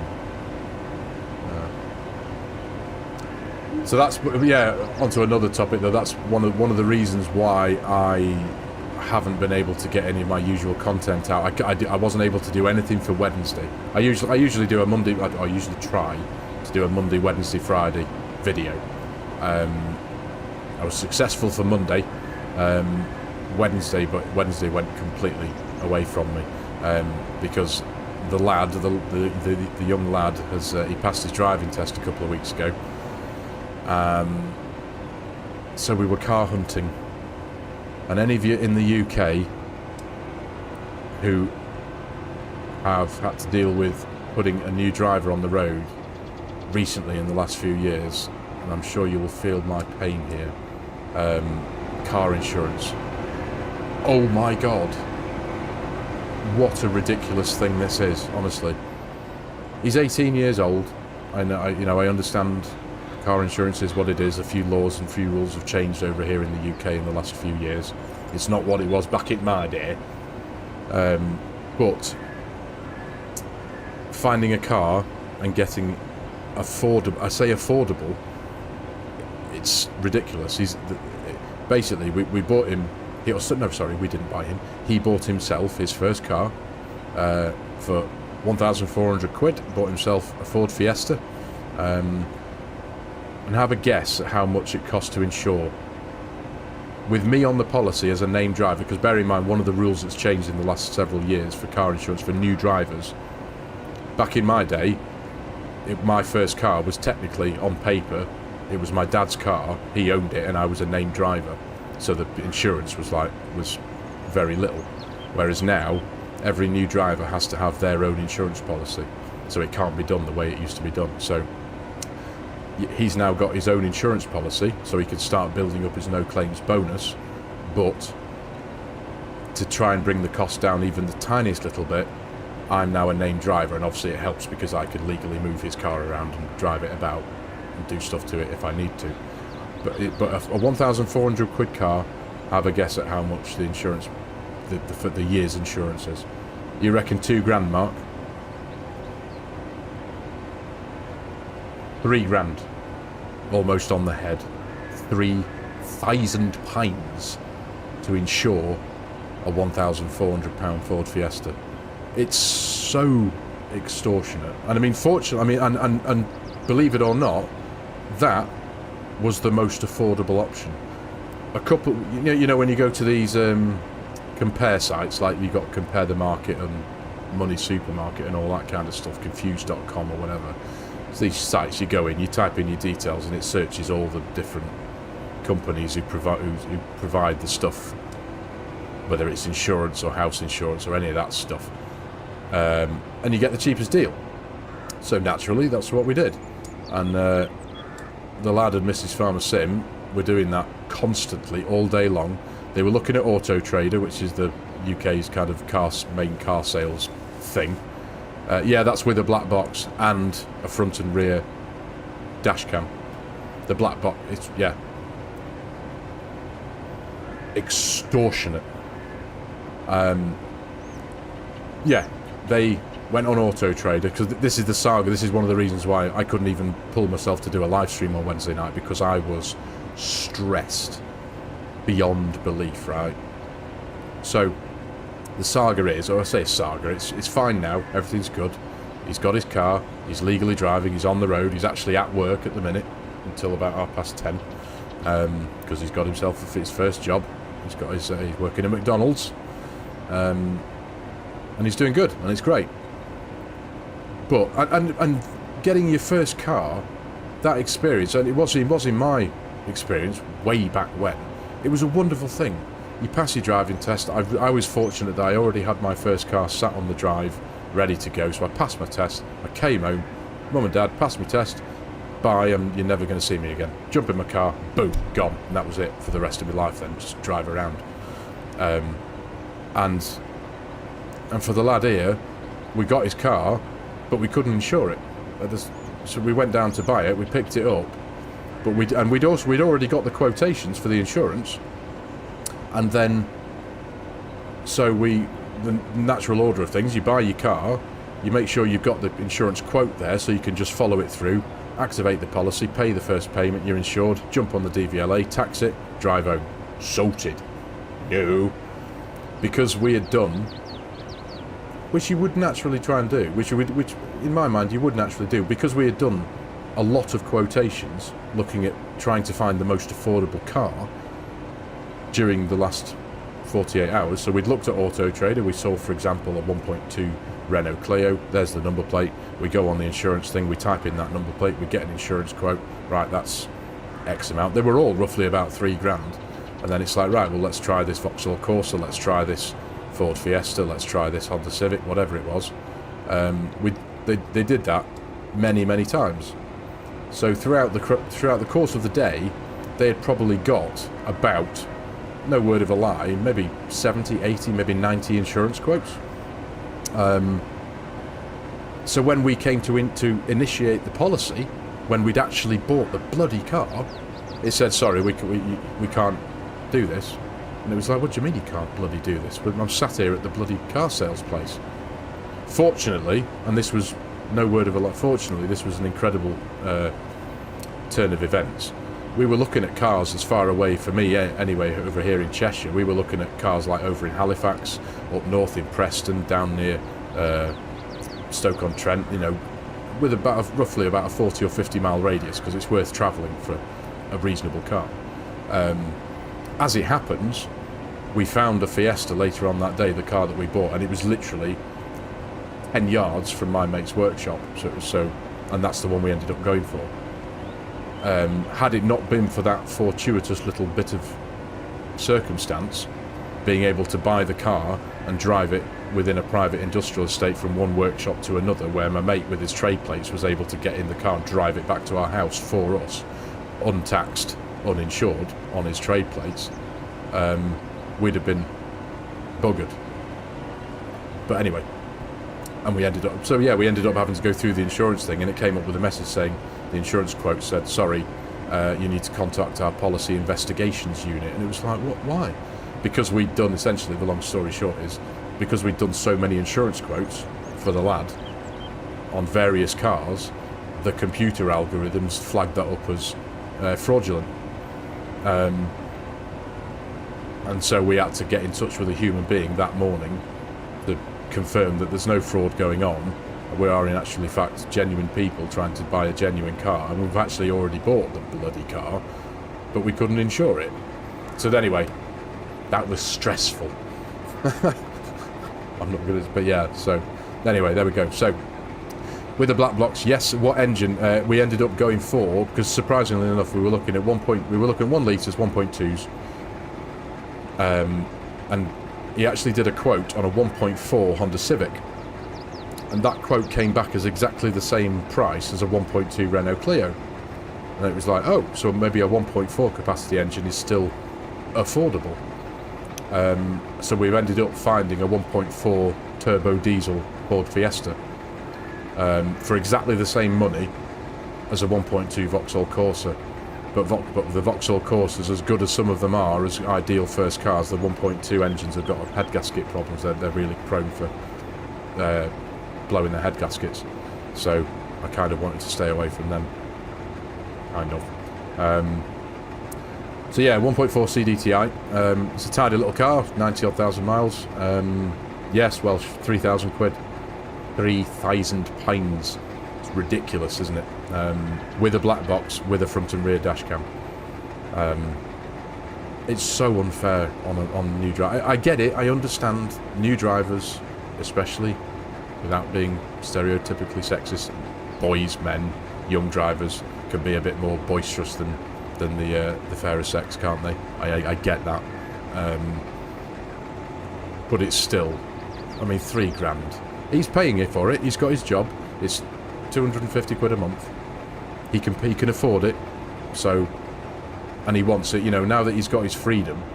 Because, like I said to him, you know, you can wake up at 4 o'clock in the morning and decide to drive to North Wales for a portion of fish and chips if you wanted. You've now got this freedom to do.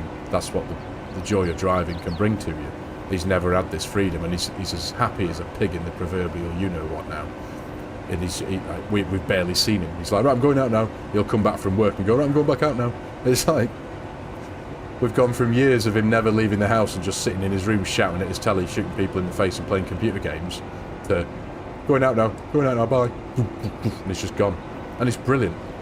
So he's got that chariot of freedom that's given him, that he's needed for so long. It's wonderful, it really is. But it's also vastly expensive, and it's just harsh, it really is. In the UK, you need to be in a car's insurance as a named driver to drive it. Sorry, let me make sure Timo leaving it. In the UK, you need to be on a car's insurance as a named driver to drive it.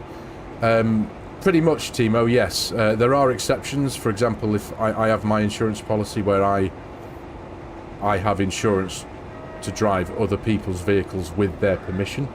So I could drive my mum's car, for example, with her permission, and if I was to have an accident in it, I would be covered because my insurance has covered me to drive her car legally. So yes, but generally as a rule, 99% of the time, yes, you have to be insured on a vehicle. You have to be a driver. The insurance company has to know about you and your name and have your details, etc., etc. Welsh, he'll be working 24 hours a day with an insurance policy like that. Well, I mean, yes, you're kind of right, but, and this is another great thing, the stereotypical working at McDonald's thing. They pay very, very well. He's 18 years old, and he's earning £11 something an hour. It's slightly more than minimum wage, I think. He's rotated for 30 something hours a week. This is his first job, so he's not going to be paying tax until he's earned, it's like, what, 5-6 grand or something like that, unless it's changed recently. So he's going to be raking in somewhere in the, depending on how his hours fluctuate, 1,400 quid a month. So 250 quid of that goes straight into the car insurance, which is fine, and the rest of it, he gets to enjoy his life a bit and save up and buy a stereo and speakers and all that kind of stuff that he's talking about. But yeah, it's a huge amount of money. Don't get me started on head gaskets for Vauxhall Corsa. I've had mine replaced twice. Is it a 1.2 top hat trucker, or is it Is it a bit of a bigger one? Is it a 1400 or is it a VXR? Or can't drive at 4 AM, Black Box says no. Well, yes and no again, because some of his shifts do finish at like 2 AM.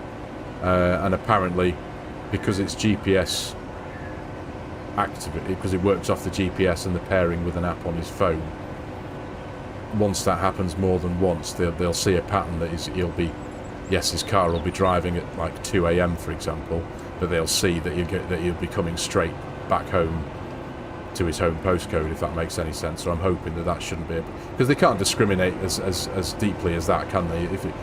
Many people work at different times, and do you know what I mean? So I'm almost certain that's not going to be too much of a problem. But yeah, I appreciate what you're saying. There's a level of freedom a car provides that is difficult to measure. Well, absolutely, Eric. Absolutely. It's I'll never forget getting my driving license. It was just mega. It really was. Top Hat trucker. It's a VXR, is it? Of course, a VXR. Yeah, it's with a black box LMB. Yeah, black box. The black box actually just arrived in the post today. Actually, so we've actually that's got to be fitted to the car. They said it would take up to 2 weeks to arrive, and it had arrived while he was out at work. So we'll be getting that fitted probably tomorrow. So anyway, I think I started down this long rabbit hole of moaning about insurance companies, didn't I? Because that was the reason why I wasn't able to get a video done for Wednesday night, and one of the main reasons why I wasn't able to get something cobbled together for tonight either. So hence why I thought, you know what, I want to go back on Edgewater and we'll do a live stream on Edgewater. So here we are, and it really is a wonderful map. And I know it's always the case in it on a map that you'll set up a farm, as I have done here on Edgewater, in the top right hand corner roughly of the map, and you work your fields, you do your work, you do your farming, you live your life on your farm, and you don't really see a huge amount more of the map, do you? There's so much of this map that is just it's got such a nice feel to it. Oh, sorry, LMB. Your phrase "black box?" ? You were asking what a black box is. You've never heard of that? Is that a UK thing? I think it may be. Yes, it's essentially what it is. It's a thing. It's a device that's fitted to your car for the purposes of reducing your car insurance policy as a new driver. I don't have one. I don't need one. I'm as old as time itself, and I've been driving for 25 years or something like that, so I don't need one. It's primarily aimed at new drivers, and essentially it's a little relatively indiscreet black box. The older type ones used to have to be wired into the car, whereas these new ones now, they're literally just like a little GPS box that activates using GPS or sat-nav data or whatever it is, and are also paired to your phone app, and it basically tracks the speed and the usage of your vehicle as a new driver. Speed braking habits, etc. Yeah, absolutely. And so the insurance company can they now get a record of the driving habits of that particular vehicle. So, I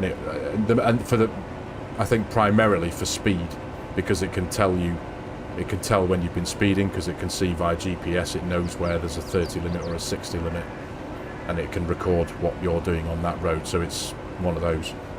Leroy, hello mate. Thank you very much, dude. That's very kind. Thanks. Great to see you, mate. Very generous of you, buddy. How's Strix? I thought I was mentioning you before because Cher, if Cher's still in here, she was talking about making some chocolate brownies or chocolate cake and bringing them to Lama, and I said you were bringing a hog roast. How's Strix, buddy? Yeah, you don't have those in Sweden. No, it's just one of these things that car insurance has been, I think, a big problem. The accident rates have gone up, especially in the United Kingdom anyway, over the last few years. There's been a lot of accidents and a lot of deaths, and a lot of those numbers have been involving new drivers. And I get it, I understand it. You drive a car, you're in control of a 1.5 ton worth of metal. It's a big lump of killing machine, essentially, if you don't have your wits about you, if you're not in control of that vehicle, if you're not being sensible. I mean, I'm a dribbling petrol head. I'm a car fanatic. I have been since the day I was born. I love fast cars, and I've lived with fast cars and played with modified cars almost my entire driving career. But I completely understand from the other side of things as well that they are lethal machines. They are. There's no doubt about it. And if they're in the wrong hands, bloody nightmare. So and because the roads are now so much busier and so much more dense and packed with cars than they were 20 years ago, the necessity to try and cut down on this as much as possible, it kind of makes sense. And maybe there's better ways of doing it. I'm not a politician. I'm not a lawmaker. I don't make policy. I'm just a numpty behind a computer here. But the hiking up the cost of insurance policies for new drivers was one of the ways of doing it. But then the insurance policies have gone up because of the rates of accidents have gone up, and therefore the level of risk goes up for the insurance company. And it's like insuring a new driver is a massive risk. So if you want to drive, you're going to have to pay through the arse for it, essentially. Does that make sense? Sad. Whoa. Hold the front page. Whoa. Right, I'm coming to a stop here, and I'm going to turn the engine off. Sad news on that, mate. The hotel have banned outside food. Oh, now. Well, can we bring it inside? Is that not the simple solution, Leroy? Can we just... I mean, I'll help you. I'll bring it in with you. Just open the doors and bring it in. Can we do that? What are we going to do? What are we going to do? So does that mean Share's not allowed to bring in... When they say they're not allowed... They're banned outside food, do they mean they're banning any food coming in from the outside, or they're banning...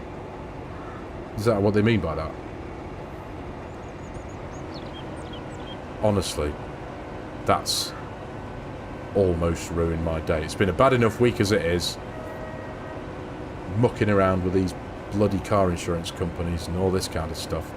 And now, what time is it? 9:45 on my Friday night.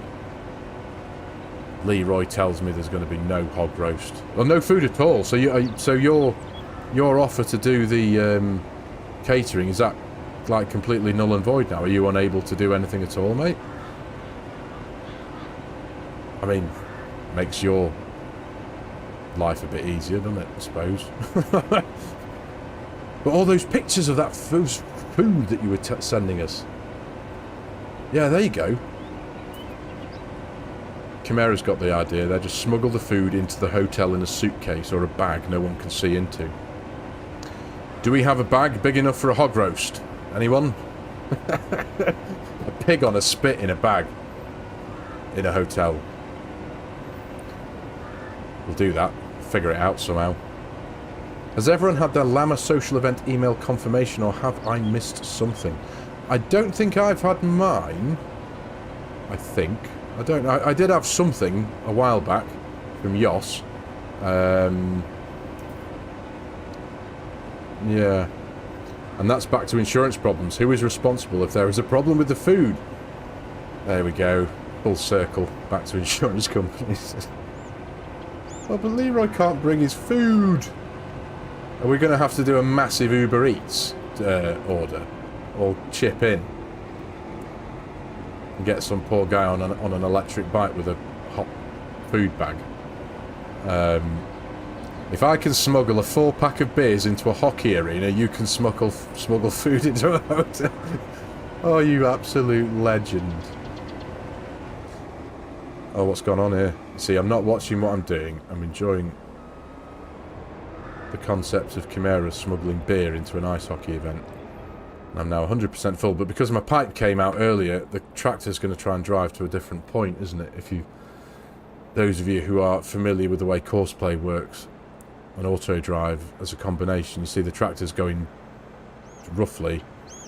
I can't get my mouse. There's my mouse code. The tractor's going roughly to about here. It's dead annoying that. He's going to get there, he's going to realise that he's a complete idiot, and the Combine's not there anymore. He's going to have to move. I have told Farmer Cop I will pay for the food from the hotel. Bloody hell, mate.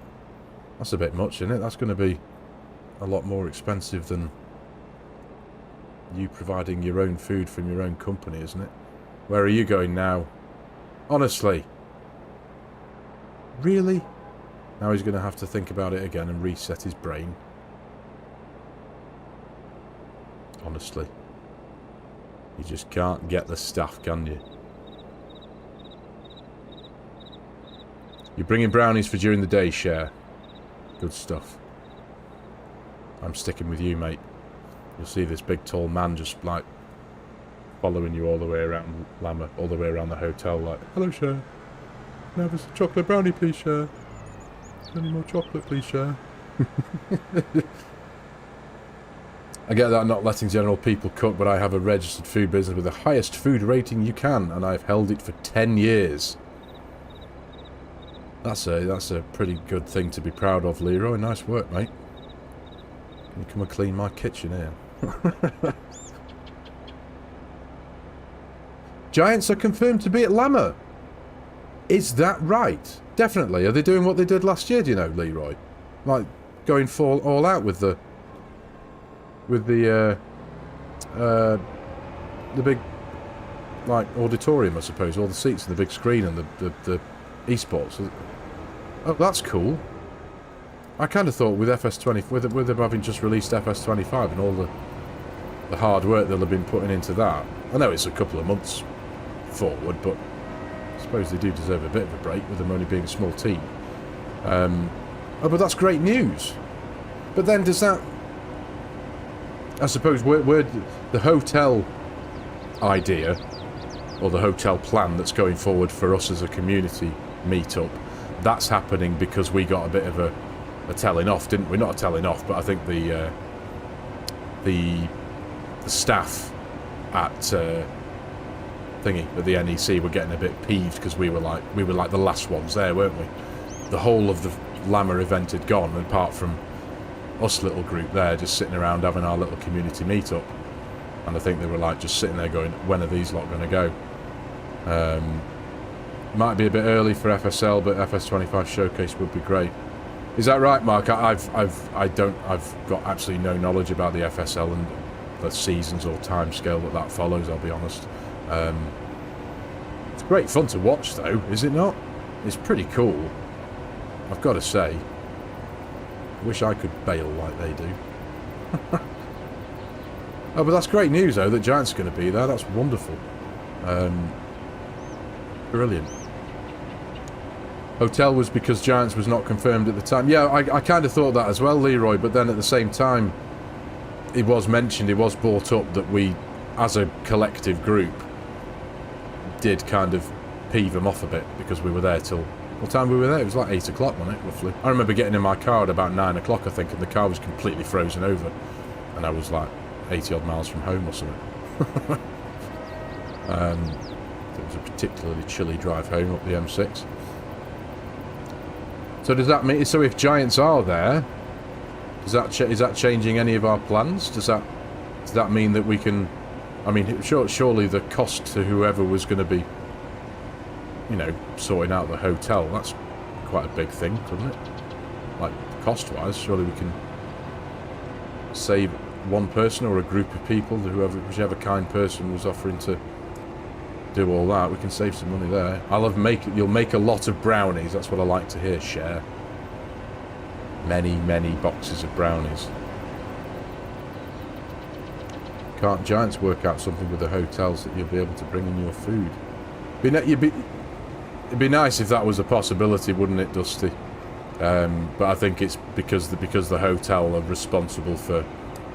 Once you're inside that hotel, the hotel owners are responsible for you being inside their hotel, regardless of what event you're attending. And it's the health and safety thing gone mad thing, isn't it? They can't. It's just daft. That's what it is. You'd think some form of sense would take over, and they'd be fine with a chef with the highest food hygiene rating in the country coming to cater for a small group of digital farming enthusiasts. But no. So the room will not cost much, from which is why they want the food to be from... Well, that's a fair point. Yeah, I suppose they've got to... Yeah, kind of makes sense, I suppose. Hey-ho.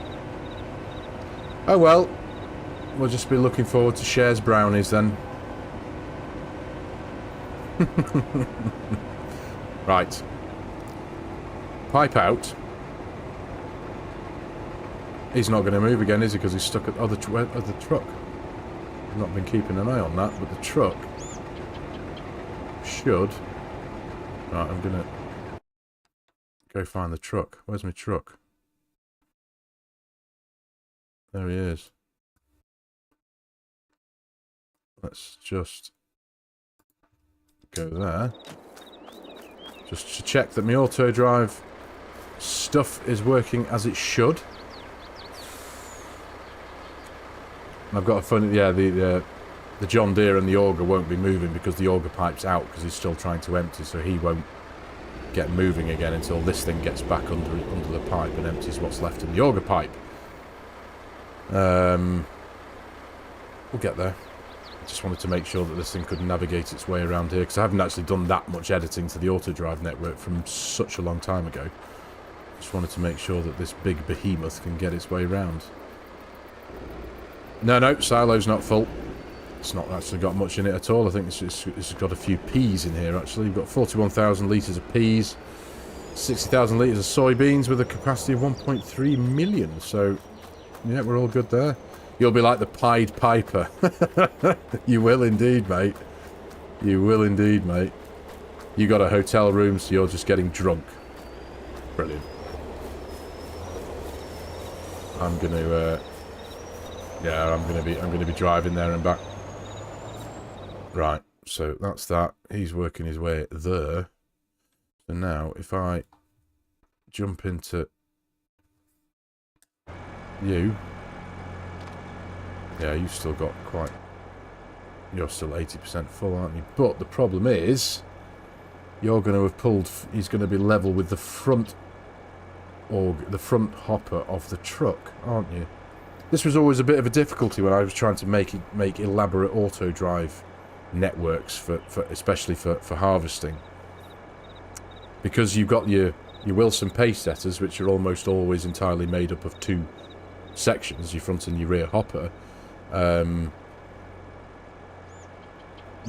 This is the problem I always used to run into, that you were always going to encounter this, where you've made your point for the truck, you point for the tractor to unload from, the tractor's going to pull forward, and then the auger pipe is either going to be too far forward for the lorry, or he's going to be exactly over the front hopper.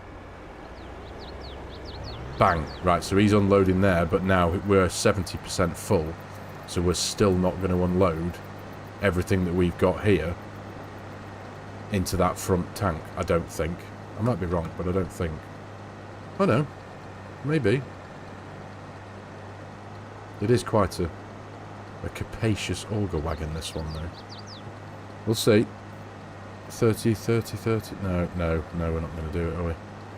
So now, he's going to fill that and be completely stuck because he's got nowhere to go to. So you have to go back, pipe out. You have to intervene yourself. Nightmare.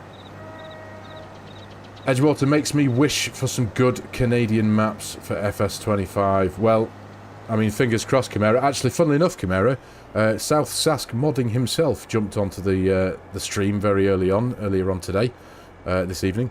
And he didn't give too much away, but he did say that he is working on something new for FARMERSIM 25. So maybe your wish may come true there, mate. Possibly. I couldn't say whether it's American, whether it's Canadian, whether it's whatever it is. But needless to say, he is working on it, on something, nonetheless. So we've got that to look forward to. Is there another venue close by that could be rented so you could bring your food, Mr. Leroy? It's certainly an idea, mate, isn't it? It's worth looking into. Right, so let's get back into Harvester. Enter vehicle. Right, and now you've got your auger pipe down. John Deere should start making his way to me. Here, so... I would love to see something set in Alberta. We have so much farmland and livestock farms here. That would be a pretty cool idea, okay? It would, wouldn't it? That's why I use the lizard underbelly trailers. Have I just been using the wrong trailers all this time, Mark? Is that not the problem? The problem was me and my choice of mods. No, but I do have a little idea to make it work, but depends on timing and if there is a cost to it. Ooh, something up your sleeve, Leroy? Yeah, fingers crossed indeed, Kay. Indeed, mate. It's just a great thing. We've got FARMERSIM 25 to look forward to. That's wonderful. But we already know we've got Whitcomb Park Farm to look forward to. That's going to be mega. We've now got something magical coming from South Sask modding at some point. That's going to be mega. What else do we know that we've got for FARMERSIM 25 map-wise? No problem, Kate. Great to see you, mate. Thanks very much for dropping by, dude. You take care. You head home. Enjoy the rest of your evening, buddy. I might also make some air fryer apple strudels as well. Well, there's a smile. You're not going to get a no from me, dude. That sounds amazing. Chocolate brownies and apple strudels. Mate. Welcome aboard, Swiss Farmer Dude. Good evening, mate. That's awesome. Thank you very much for becoming a channel member. Really appreciate that, mate. Thank you very much indeed. Elvin, good evening, mate. Hello, hello, FARMERSIM. Hello, mate. Hope you're well. Nice to see you. Thanks for joining us. Welcome to the stream. You join me as I mean, what time are we on now? We're 2 hours into the stream, and it doesn't really look like I've made a dent in this field. We've got a bit done. Something tells me we might not even get this field done in this stream, but hey-ho. The main thing was, we're back here on Edgewater. I think I can't actually remember how long it's been, but I think it's been a good... I want to say at least a year, possibly. I think, maybe. Oh, Leroy, mate, mate. Honestly, it's very kind, dude. Thank you very much. Welcome aboard, Mark. There you go, gifted membership. Thanks to Leroy. That's very kind, mate. Now, regarding memberships, I am, and obviously the benefits that will come to channel members in the fullness of time. I do want to get onto the whole server thing. Now, I'm actually, funnily enough, from Monday, I'm actually due to have a discussion with a relatively large and reputable server provider. I'm sure you all know who that might be. There's a few of the big guys who are on board with those. I've been in discussions with them, and the representative that I've been talking to was actually on holiday last week, so that's why we've arranged to have a bit of a natter on a week commencing the 4th, which is this week. So, with that in mind, I'm hoping at some point to be able to get a couple of servers up and running, but it's obviously it's the timing of it. Now, I don't know. Obviously, I want to provide servers for my channel members to play on. But what would you prefer I do? Because we're literally 11 days away from 25. Would you prefer me to get a server up and running for one of the really great maps from 22, and then maybe jump into a 25 as well? Would that work, do you think, or should I just stick with 22 or go full 25? What do you reckon? Rusty Money Gaming, good evening, mate. Hello, hope you're well. Thank you very much for joining us, pal. Happy to help you out, mate, considering your IT literacy, Mark. Yeah. Do you know what? With certain things, I'm fine. I built my own computer. I can do that with my eyes closed. But when it comes to Discord and setting up servers, like Discord, for example, I haven't got a bloody... I've got my Discord channel. I'm so grateful that I've got Ron Dux, who opted to help me create my Discord channel. Excuse me. But like when it comes to creating threads on Discord and making a new channel on Discord, I'm just baffled by it. It makes my head hurt. It really does. So yeah, there's certain things that I just can't manage and can't deal with. And I managed myself when me and Mrs. SG had our server going when we did our online multiplayer series. I looked after the server, but it was with a different server provider that not many people have used. I think it was like called Very Games or something like that. Mrs. SG had sorted that out and got it sorted. Cheers, Tin Man. Great to see you, buddy. It's been a while, mate, but great to see you. Thank you very much for your time, mate. It's been great having you on board. Hope to catch you next time, mate. Hey, Chad, not a problem, mate. No need to apologise whatsoever, mate. I'm just glad I've been able to entertain you for a little bit. You've been running multiplayer servers for FSG for 2 years now, so happy to help. Mark, thank you, mate, honestly. Any help like that, mate, I would massively appreciate, because I know that it's not necessarily, although it will be, it's not necessarily the maintenance of the servers, because I've got a rough idea how to do it. Once you get your head around the user interface of the particular server provider and what you're doing with the mods, where to put them and all that kind of stuff, that I believe is relatively simple. It's the one thing that got me was, because I know FSG, for example, I'll refer to FSG because Mark, I know you do a lot of work in the background for FSG, don't you? It's the thing where he says if you're a channel member and you want to jump onto the servers, jump onto the Discord, and then Discord does something, and then the channel members get the information through the Discord. But because I don't get Discord, I'm like, well, how do you differentiate on Discord between your channel members and the non-channel members, and how do you pass the server passwords to the wrong people and all that kind of stuff? In my mind, I was just thinking of doing it through YouTube, because I can make a community post on YouTube to just my channel members. So if I change the password to the servers every single month, because there's always going to be people who can't necessarily, because it's a financial thing, I understand that not everyone can afford to stay on board and make that commitment every month. So sometimes some people might have to. Do you know what I mean? Am I making sense? And then it's roles in Discord. Mark will keep you right. He does, mate. Yeah, linking Discord to YouTube. Well, my Discord is linked to my YouTube. That's all done. That works, I think. That is the bit I'm stuck on as well. B roles, and then it's roles in Discord. Right, okay. Only channel members can see the password. Okay. I mean, you make it sound dead easy, and it probably is dead easy. And it's one of those things that until I've done it once or twice or 26 times, and when it sinks in, do you know what I mean? Does that make sense? Learning something completely new is always a little bit of a challenge for the first X amount of time. But either way, it's the main thing is, the main point of this long waffle is, I am looking forward. Initially, I'm very much looking forward to having this discussion with Kaz on Monday from G Portal. They are the server provider that I've got in touch with.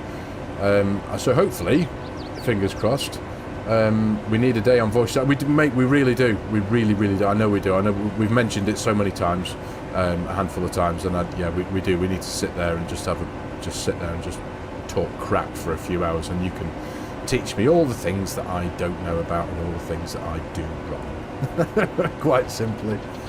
Looking forward to it. J-Star gifted 5 FARMERSIM memberships. Thank you very much, mate. That's really kind. Thanks, mate. That's amazing. It means the world to me. It really does. Appreciate that, Jay. Thanks, buddy. Honestly, the generosity of this community is just wonderful. And it's these little things that go a long way to support our channels. It really does. It's mega. And the more members we've got on board, so if I can get this server thing up and running as soon as possible. Forgive me, I did notice it before. If I just scroll back up in the chat a bit. You reckon FS25 would be best for the servers, do you, Mark? Leave 22 out of it and just run a couple of servers on 25, which will probably be Riverbend Spring. But then obviously I was thinking about this myself, obviously these last few days, thinking about how things get set up. When I know that when, for example, I can only refer and relate to when I did, when me and Mr. Sim Gamer did our multiplayer series. So we did that on Court Farms. So I went to the server provider, we had the deep blah blah blah. You upload your save file and your map file and all that stuff to the server. In this case it was Court Farms, so it's a mod map. How do you do that with a base game map? When you, because you can't necessarily get access. Do you have to go into the game files and pull out Riverbend Springs and separate it and put that onto the... Is that how it works? I don't bloody know. Do you know what I mean? It's these little bits of detail that I think about and ask questions as to how it works. The King Pen. Hello, mate. Good evening. How you doing? Nice to see you. Hope you're well. Appreciate you dropping by on your Friday evening. Hope all's good. I love the fact that you can share screens in Discord. It makes it so much easier to actually see what when someone is typing to explain. Yes. Completely agree, Dusty. Playing Loma, Montana currently. We need to chat. Leave it at that. Yes, boss. Loma, Montana actually was my first choice for this evening's stream. I was toying with whether to go with Loma or go back on here, but I thought, because Loma is a beautiful map, that's got a really special atmosphere to it itself as well. Kind of unique in a way because of the way it's set out, and it's a gorgeous map, isn't it, Kingpin? But Edgewater, because it had been such a long time since I'd been down here, this one won the argument, I think. It meant a lot more to me, this one, because for those of you who are new to the stream, or fresher to the stream, and didn't hear me babbling on at the beginning, this was my first series, and this is the location. This is my first save file from a series from my YouTube channel. So, and I do miss it. It's a gorgeous, gorgeous map. It really is. I was very fortunate to have been able to say hello to South Sask Modding, one of the creators himself. This map was made by BC Buhler Farms and South Sask Modding, and South Sask jumped on board earlier on, so that was wonderful. Great to say hello to him. Not spoken to him for a while. I did converse with him a wee bit at the very beginning of the YouTube career when this map first came out. But so yeah, it was great to see him again. Right, here we go. Unloading finally. I think we're probably about halfway. We can get a better idea when we zoom out. Almost, roughly, give or take a bob or two. Bang on halfway, but something tells me we ain't going to make it. So I was aiming for about 2.5 hours. We're at 2 hours 10 minutes at the minute.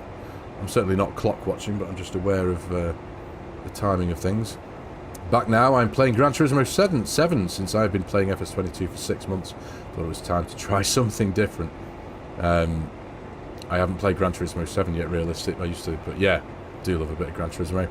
Right, need to change the PC chair for a sofa. Thanks for the membership, Leroy. Looking forward to meeting you at Lamb and Night Hall, and have a great weekend. Mark, mate, appreciate your time, buddy. Great to have you jump past and say hello. Jump on board and join us for the stream. You go chill out, pal. Enjoy your sofa. And yes, we will get together and we'll have a good banter on Discord and have a good chat, and you can share with me your knowledge. Cheers, buddy. See you soon, mate. Right, we're off again. How full is that auger wagon over there, actually? With the limited amount of maps on 25 at the start, maybe run one on each game until 25 was more available. Yeah, I was kind of thinking that myself, Welsh, thinking about, you know, what to do, and well, depending on how many servers I get up and running, but maybe to start off with, just so I don't overwhelm myself with too much responsibility, and until I get my head around how to maintain them, because it is quite a big job maintaining servers and keeping things going. No props, Leroy. Good to see you, buddy. Appreciate it, as always, mate. I really appreciate your generosity and your kindness, mate. So thank you very much for the channel memberships and the super thanks, mate. So thank you very much for the super chat. Good on you, mate. Good to see you.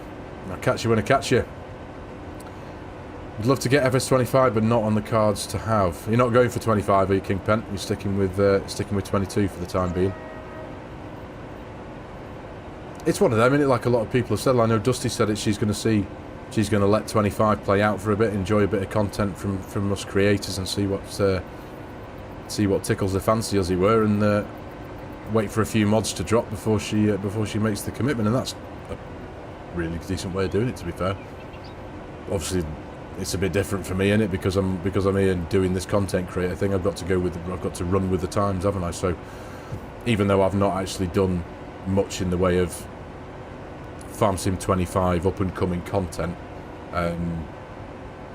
like I said at the very beginning, I kind of made a decision relatively early on that I didn't want to spoil too much of a surprise. I don't get many surprises at this late stage, this stage in my life. I don't have that many surprises. So I thought, you know what?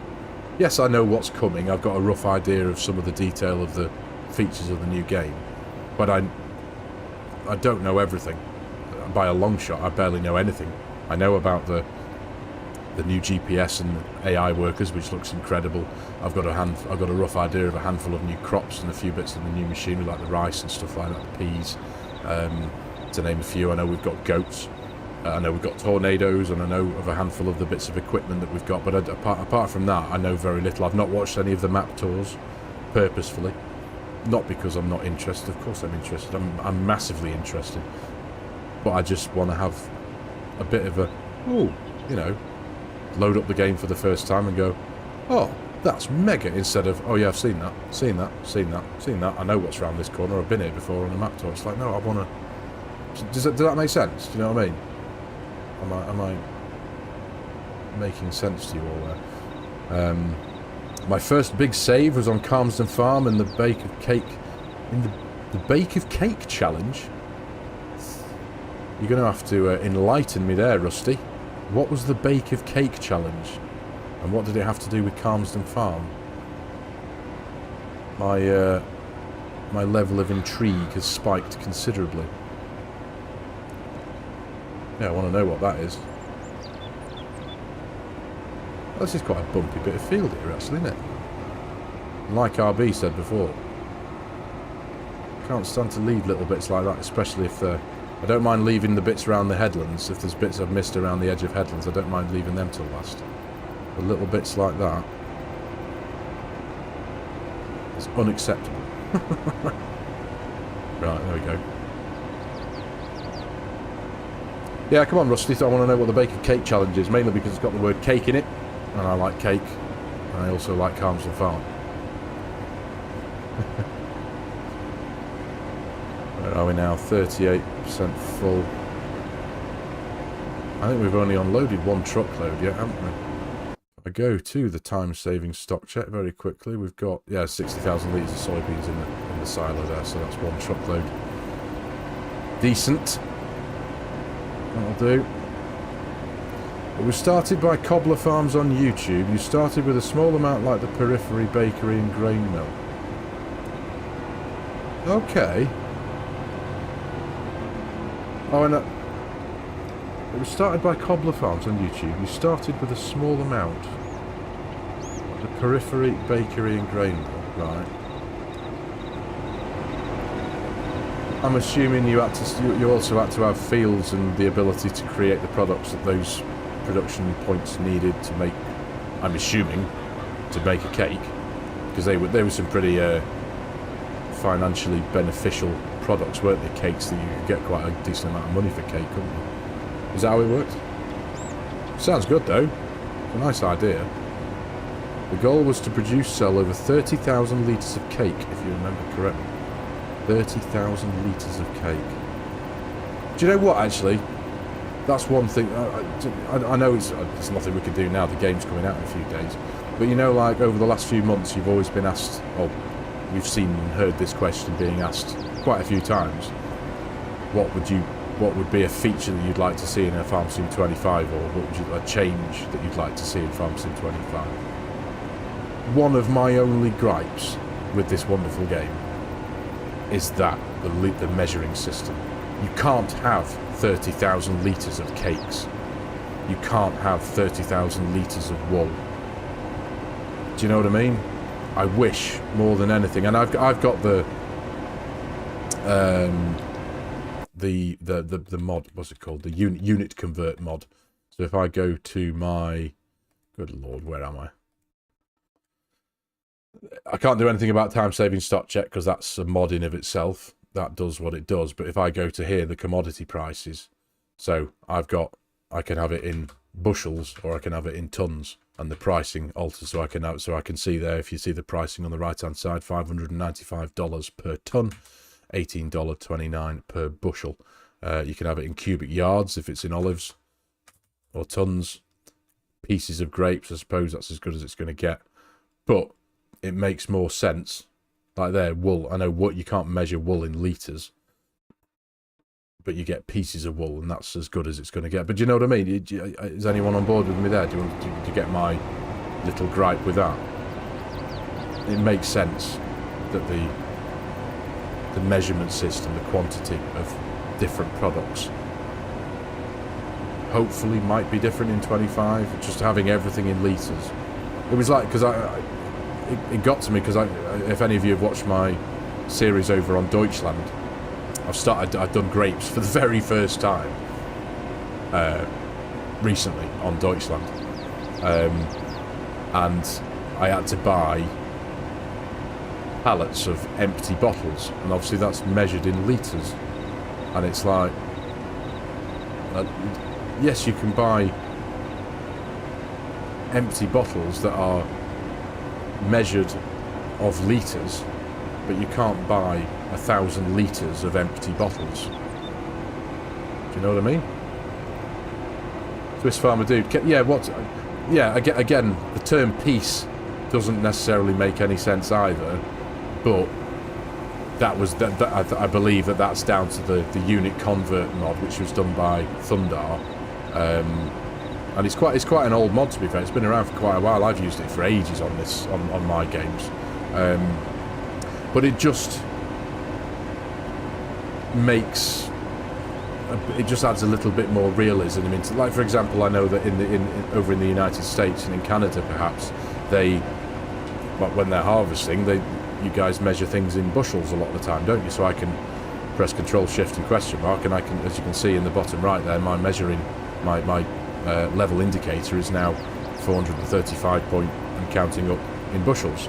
I can then do that again, and I'm now at 12.3 tons, as opposed to just being everything in litres, and I just really appreciated that.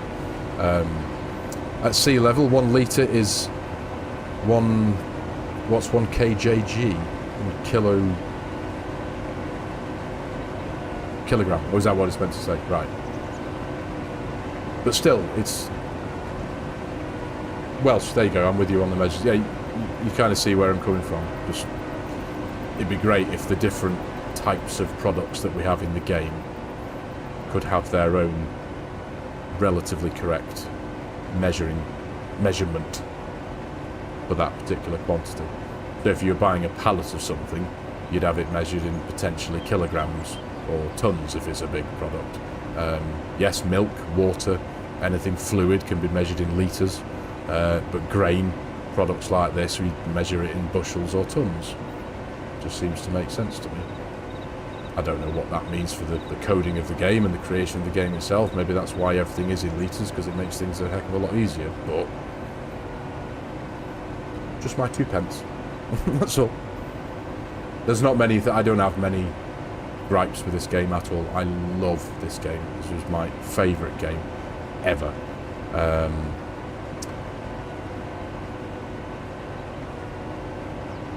Forgive me, mate. No Hubert. What's map playing on 25 for me? All map. You saying you're going to be playing on all maps, mate, on 25? You're going to have a go at all 3? Is that what you're trying to say? You're going to have a go at Zelonka, you're going to have a go at Riverbend Springs and the... Oh, do you know what? My brain just doesn't store the name of the Asian map. Is it the Hutan province, is it, or something like that? I'm terrible, aren't I? I'm a Giants partner. It's one of the, one of those weird bits of information that your brain just doesn't hold on to. Mine is the name of the Asian map. Peter Rosier, Legenda, hello to all. Good evening to you, mate. Hope you're well. Nice to see you. Thank you very much for joining us on your Friday evening. I hope you're well. Nice to see you.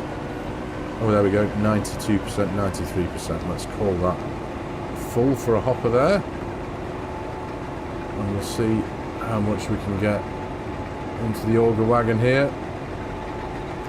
Now that we're far enough away from the river, because it decided to go for a dunk before, didn't it? Twice, within 2 minutes of each other. Hopefully. Hey from Alsace in France. Bonjour, no Hubert. The Alsace region in France. That's a very beautiful part of France, is it not? Is it not? No. Yeah, I'm very good, thank you, Peter. Very good, thank you for asking, mate. Very good indeed. Looking forward to 25. Swiss Farmer Dude gifted. Honestly, mate, thank you very much indeed, Swiss. That's very generous of you, mate. Thank you very much indeed. Another 5 FARMERSIM memberships there, so a few of you jumping on board. As I might have said, if you weren't on board before, I'm hoping in the next couple of weeks, hopefully, touch wood, to be able to get something sorted for some online servers for a bit of multiplayer action. So, as some of you may have seen there, Mr. Haythornthwaite is going to give me a bit of a hand in maintaining and setting those things up, because I'm a bit new to it. The whole admin side of sorting some servers out. But yeah, hopefully soon I'll be firing you all some information with some passwords, and then you can we can all jump on board. And then hopefully, one thing I'd really like to do at some point in the future, whether that's this year or once we get into FARMERSIM 25 and 25 gets a bit more established, and maybe we've got a couple of nice maps to enjoy and this one and the other, a few mods, getting a bit of a member stream and doing this online, but with a handful of you guys on the video. That sounds pretty cool, wouldn't you say? We can all jump on board. We can get on a Discord call together, so we can all talk to each other. But then I'll press record on this, and we can go live and throw a video out on the channel. What do you reckon? Will Wilco, what does a membership do? Well, a membership essentially, quite a few content creators have this option available to them. You can only have that option available to you once you hit a certain milestone in your YouTube career. But it essentially enables you to support and help out a content creator and just support their channel. But what us as creators can do as a way of saying thank you and a way of providing some kind of monetary value for it, I suppose, is and as I said before, I'm going to be sorting out some servers, some online servers. So I'll essentially, hopefully, in no more than a few weeks' time. I can't say exactly when it's going to be, because like I said before, I'm having the discussions with G-Portal. I'm having sometime this week coming. See what we can come up with there. But just the fact that I'm having a meeting with a representative from G-Portal, that's an amazing thing for me. For little old me, it's mega, and it's a wonderful thing. But yeah, get some servers, and then as a channel member, I'll then send you some information that will give you, like, for example, the password to that particular server or the servers, and then you can jump on board to those servers, and then we can all. There'll be a FARMERSIM's community of players there who can all jump on board to the servers and play online and with each other on this particular server, and just enjoy a bit of community FARMERSIM together. And at any given opportunity, when I've got the time, I'll be jumping on board there as well and come and say hello and jump in and give you a bit of a pound and help out and do some work on the farms and some field work. And like I said before, maybe then when things get a bit established and we all get to know each other a bit, and we've been playing, like talking to each other on Discord and stuff, you could then be part of one of my live streams on an evening, for example, like a community live stream. Here we go. Let's, members on board. Let's do a live stream and do what we do, but do it live on the internet. That's been my kind of idea with it. So it's that's where I'm looking to go with it. That's how I know that's where a few content creators have gone with their channels and their channel memberships, and they're showing their love to their channel members for supporting them and being able to do something like that in return. Count me in, Average Welsh, wonderful J-Star, well up for that, good to hear, mate. You're off to see the Rocky Horror Show next week, Cher. Goodness me. Are they still showing? Do you know what? I don't think I've ever seen. I know what it is. I do know what it is, but I don't think I've ever actually seen it from start to finish. Where are you going to see that, Cher? Is that why you're up here in Chester? Perchance. You mentioned earlier that you were coming up to Chester. I play only US maps on PC and console. So you play PC and console, do you know? That's pretty cool. That's pretty cool. Then I mean, PC, you get the best of both worlds, don't you? You get everything that console players get, and a bit more. But then I suppose it's how you have your stuff set up, don't you? I've got a PS4 downstairs, a PS4 Pro that hasn't been turned on in about 10 years. Oh, you go to Cardiff, Cher? Right, okay. Nice. Sounds like a lovely trip out there, mate. I've not been to the theatre for years. I've always wanted to go see the Phantom of the Opera. Don't know why. I always loved the soundtrack. My friend had a soundtrack on CD, the Andrew Lloyd Webber soundtrack, and I always loved some of the songs from there. So Phantom of the Opera's always been one that I wanted to go to, but it's just one of those things that I've never got round to doing. I hope you have a wonderful time though, mate. I hope you do enjoy yourself. Absolutely. Right. My truck is off. Oh, my truck's on the way back. Right. Before we go any further, I'm going to just go and provide a little bit more administration to this pair, because again, if the John Deere here is still pretty full, or it still has anything in it, so what we're at now, 61%, 24.3 tonnes, I still don't think there's enough space in the front hopper. I might be wrong, I'm not too sure. There's not a lot of your outfit. You have a PS5 and a new PC. Right, okay, no, I get you. You saw John Barrowman a couple of weeks ago as well, did you, Cher? Goodness me. Yeah, he was... I really enjoyed him in Doctor Who. He played Captain Jack Harkness in Doctor Who, didn't he? Oh, we're going to get this. Look, 6, 5, 4, 3, 2, 1. Oh, really? Look at that. 1%, 0.5 tonnes. Right. So now I've got to keep that pipe out, drop that last... There we go. Right. So now we can switch him back on, and once the auger pipe is folded back in again, he will do what I want him to do when I pull my auger pipe out on the harvester. Those are the only awkward little bits I've ever come across with Courseplay and Auto Drive, combining the powers of those working together. It's those little niggly bits that happen like that. So, for conversions, what past FS maps would I like to see in 25? Oh, do you know what? That's a good question, that is, Rusty. Well,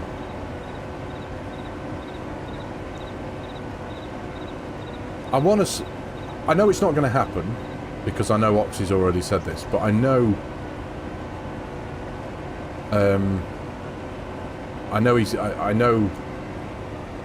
he said he's not going to be doing any conversions for his maps, but Calmsden and or Court Farms would be wonderful for 25, just because of what they meant for FARMERSIM 22.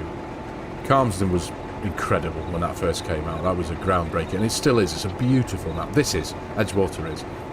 This one really did it for me. I was so excited for this. And Court Farms was just mind-bogglingly beautiful, wasn't it? There's many others, don't get me wrong. I'm not taking, if I don't mention any, it's not because I don't like them. It's because there's so many. But yeah, Court Farms was a beauty.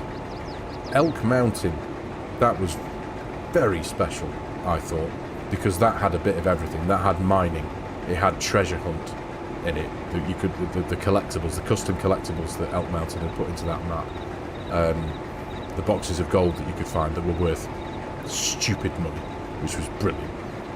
But again, that map felt perfect because of the atmosphere that Elk Mountain had managed to weave into the map. Which other ones? Honestly, there's quite a few that I can't. I'm struggling to think of which ones to say, but yeah, there is quite a few. But yeah, I'd say if I had to cherry pick one or two, I'd honestly either go for this one, either Calmsden or Court Farms, and Elk Mountain, or Elk Mountain, if I could only choose one, you know what I mean? Because I really did enjoy Elk Mountain. I spent a lot of time on there, and it's a beautiful, for old, rural, small homestead farms, Elk Mountain is beautiful for it. Just decided to pre-order FARMERSIM 25 Year 1 bundle since I'd been waiting till closer to release and excited to get stuck in and hopefully can one day make the change from PS5 to PC. Absolutely realistic.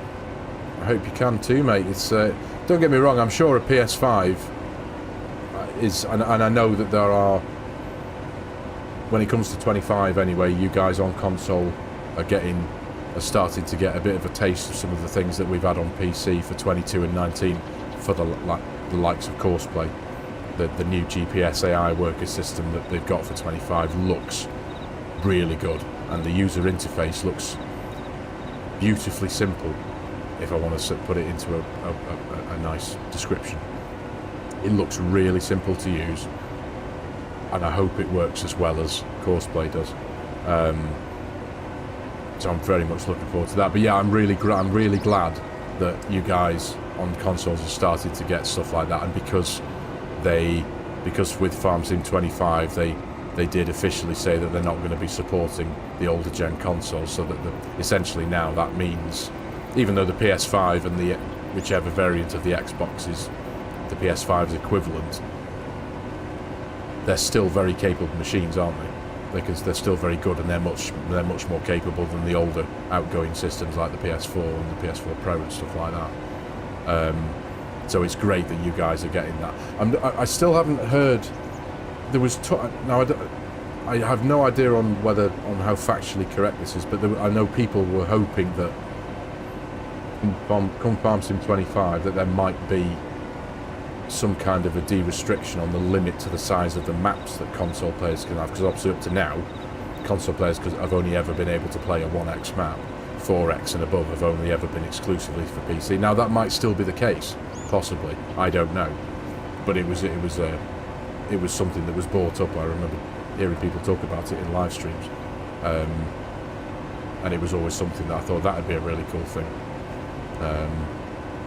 but we'll see, won't we? Many other things that I still don't know. Hello King George, hello mate, hope you're well. Hope you're well. Yet to order the game, but I need to make an upgrade from PS4 to PS5, hopefully PC. My financial situation not the best, so we'll have to wait. Mate, you're not on your own, George, mate. You're not on your own there, mate, don't you worry about that. There's nothing worse in this world than the necessity for money, is there? And when you're like I have, when you haven't got a huge amount of it, mate, you've got to get by with what you've got. And so the main thing is, as long as you can enjoy some aspect of Farming Simulator, that's all that matters, because it can certainly take away from the stresses of everyday life, can't it? When did I start playing Farm Sim? I started playing Farm Sim, Rusty. I want to say roughly maybe about a third of the way into the life cycle of Farm Sim 19. I discovered Farm Sim 19 not long before the first lockdown, COVID times, so 2021, 22, I think, something like that. Yeah. Big news on PS5 on 25, no PC on PC, not download mod. Forgive me, mate, I'm not too sure exactly what that one means. Big news on PS5 on FARMERSIM 25. Was it FS19, was it, Rusty? I loved that game. I'd been looking for because I'd been playing the same genres for quite a while. I'd done years of Gran Turismo. I'm a avid car enthusiast, so Gran Turismo was my absolute pinnacle of gaming. It was a PlayStation, obviously, but I had a proper steering wheel pedal set up. I had driving gloves. I had a specific pair of trainers that I'd wear for the pedals. I did all the 24-hour races. I platinumed Gran Turismo 5 and 6. And any of you who played Gran Turismo 5 knew that the challenges that you had to do, the Sebastian Vettel challenges, in that Red Bull fan car, I can't remember what it was called, it was the X1 or something like that. That fan car that was like a super duper turbo Formula 1 car. I golded all the challenges, which was amazing. Sorry, that sounds big-headed. Sorry, I didn't mean that. It took me weeks to do it. It took me weeks and weeks and weeks to do it. But I was over the moon when I finally achieved it. And all the 24-hour races, which I absolutely loved to do. It was mega. Lockdown is when you had your stroke, was it, Cher? Mate, yeah. That was a big time, wasn't it, love? It was a big time, man. The main thing is you're on the other side of it now, love. Thinking about making chocolate brownies and bringing them to a convention full of digital farmers. Can't wait for that. Really can't. We'll still be making FS22 and live streams on other games. Hopefully people will still watch. I'm on my way to 500 subs. When I get there, I hope to open up memberships and hope that might help me out. There we go, Farmer King George, on your way to 500 subs. Nice one, mate. Great to hear. If you could have any FS19 conversions, it would be Mercury Farms. FS19 conversions, forgive me, sorry, mate. Mercury Farms, New Woodshire. Is that what you asked me before? Do you know, forgive me, I've just read that comment. You didn't ask me about FS19 conversions with you, and did I answer with FS22 conversions? Where did you ask that? Where are you? I'm scrolling up here on the thing.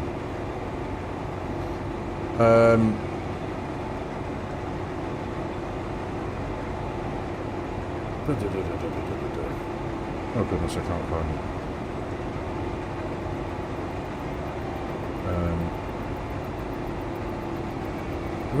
What past FS maps? Sorry, do you know what, Rusty? Yeah, you did actually specify. You just said past FS maps. You didn't specify FS22, did you? Forgive me. In that case, going back to your original question,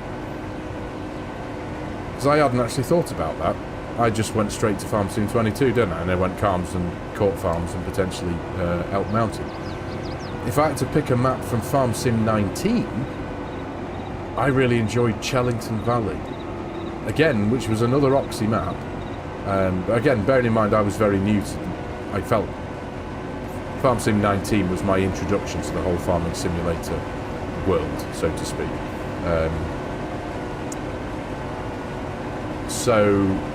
But yeah, I really, really enjoyed Chellington Valley. What was the other one that really got me on 19? This is going back quite a way now. And to the point where I've deleted... FARMERSIM 19 is no longer installed. I had to delete all the mods so I could make space for the tons of 22 mods that took their place. But I did have quite a handful of maps that I did enjoy playing.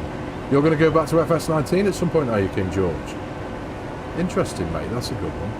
He was a great guy, and the course play and the seasons for 19 were pretty good, weren't they?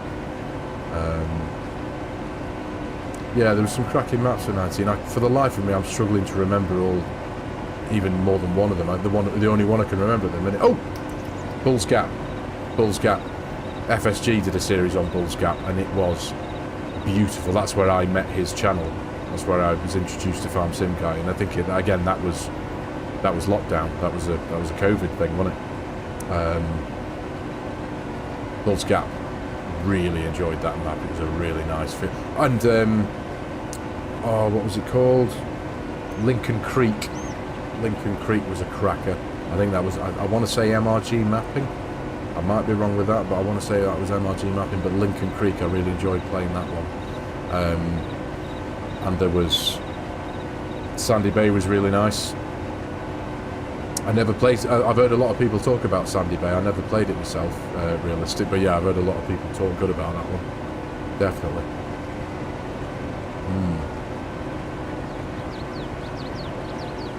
Yeah. I've got one of them, it's on the tip of my tongue and I can't think what it was called. Oh goodness. Again, it was the one that FARMERSIM guy did a lot of content on. An American one. And I remember it distinctly because it had a big main road that went diagonally across it. What was it called? And it's one that a lot of people have wanted to come back for 22, but it's it didn't make it because the oh come on team, what was it called? What was it called? This is one of those things that's going to bug me now till I go to sleep tonight, and I'm going to wake up at 3 o'clock in the morning and just bolt upright and go, oh, that was it. Oh, I can't remember, goodness me. But I am also consciously aware they've been running for like 2 hours and 40 minutes now, ladies and gentlemen. I know we haven't quite got to the end of this field, but there's a good 30 or 40 minutes left in harvesting this field here, so I think I might get cleared up here,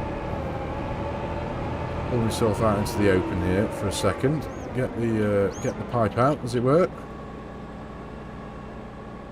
and get that auger wagon over here and get it unloaded. But I think I'm going to have to start winding this one down for this evening's live stream. Come on, what was it called? What was that map called from 19? It was an American one. And it was really popular. That's about as much accuracy as I can think of. I can't think what it was called. Oakfield Farm. No, it wasn't Oakfield Farm. If that's what you're helping towards realistic. There were so many maps out for 19 though that I never got to experience and never got to play. Because I was still finding my feet with the game. It was only through finding Scroft and FARMERSIM guy where I got introduced to some of the big name maps that I started following in their footsteps and kind of downloading the maps that they were playing. Lone Oak was a good one, yeah, realistic. Lone Oak was a good one, it's not that one I'm thinking of. Go on, fans of FSG. What was the name of that damn map? He did some massive fields, he had a gigantic field of potato. Field 9 was a gigantic field. See, I remember that, but I can't remember the name of the bloody map. It's gone, it's one of those really annoying... Flint Hills! Realistic Farmer, you leg end. Thank you, mate. Flint Hills, that's the one. See, why doesn't that stick in my head? Flint Hills, thank you, mate. I'm going to sleep tonight now. Keep going, says J-Star. I know, mate. I know. It's quite... It's, yeah. I'll keep going for a little bit more. Where are we at now? 13%. Right. Thanks, realistic. Honestly, mate, that has put my mind. You know what it's like. I'm sure we've all experienced it, where you just you know what it is, but you just can't think of it for love and the money. That's where I was with that one. Flint Hills. I loved Flint Hills. So there's another one. If any map from the past could be bought to FARMERSIM 25, for example, Flint Hills would be one of them for sure. Chellington Valley by Oxy, for definite, because I really enjoyed that one. The one feature, excuse me, that I really... It's a tiny little, relatively inconsequential feature that I loved about Chellington Valley, was the in-game store. When you went to the store, it was the forecourt of the shop, which I thought was a really clever thing, and I've seen that done once or twice, I think, in 22. I can't think of the damn map on there as well. I'm not going to fall down that rabbit hole again. But I seem to remember there was one, maybe two maps that had that feature in it, where when you went to the in-game store to buy yourself a truck or a tractor like that, you know, and you looked at it, that background there was the actual shop, was the actual yard of the shop on the map, as opposed to the base game thing. And I really like that. That was a really cool touch. So yeah. So there you go. An answer to a better answer to your question, Rusty, once I realised that you weren't just talking about 22 maps to come back into the game. Those ones. MRG Mapping has announced a new map for PC and console on 25, has he? Right, brilliant. That's good to know. Cheers for that note. Yeah, I think with the new game engine and a few of the new details that FARMERSIM 25 has to offer, and especially the visual detail, like the light rays and the sun rays coming through the trees and the different that kind of aspect of the game. The beauty side of the game is really going to come out big time with 25, I feel. It's already a wonderful game for creating loads of cool screenshots and desktop wallpapers and stuff, and I think 25 is going to surpass that relatively quickly. Imagine being able to make your own desktop wallpaper as you're harvesting your field, and all of a sudden a tornado drops down 20 yards behind you while you're harvesting a big field of corn out over in Iowa or something. Do you know what I mean? How cool would that be? Yeah. Appreciate the great stream chat, keeping me awake while I play on Alone in the World. Alone in the World? What's that one, mate? Not heard of that game. Glad I'm keeping you awake though, mate. I'd have been kept awake if I hadn't been able to remember Flint Hills, that's for sure.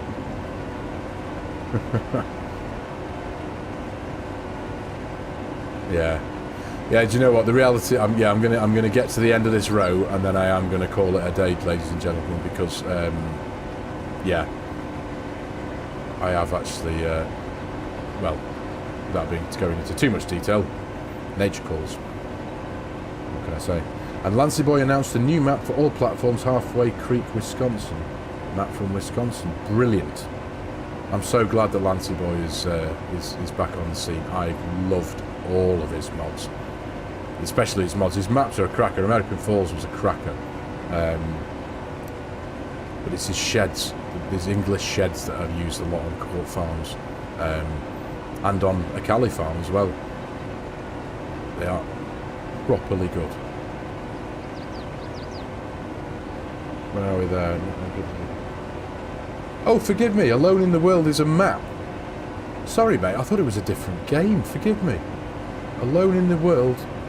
It's a map like No Man's Land. Is it really? Right, okay. I'd never even heard of that one.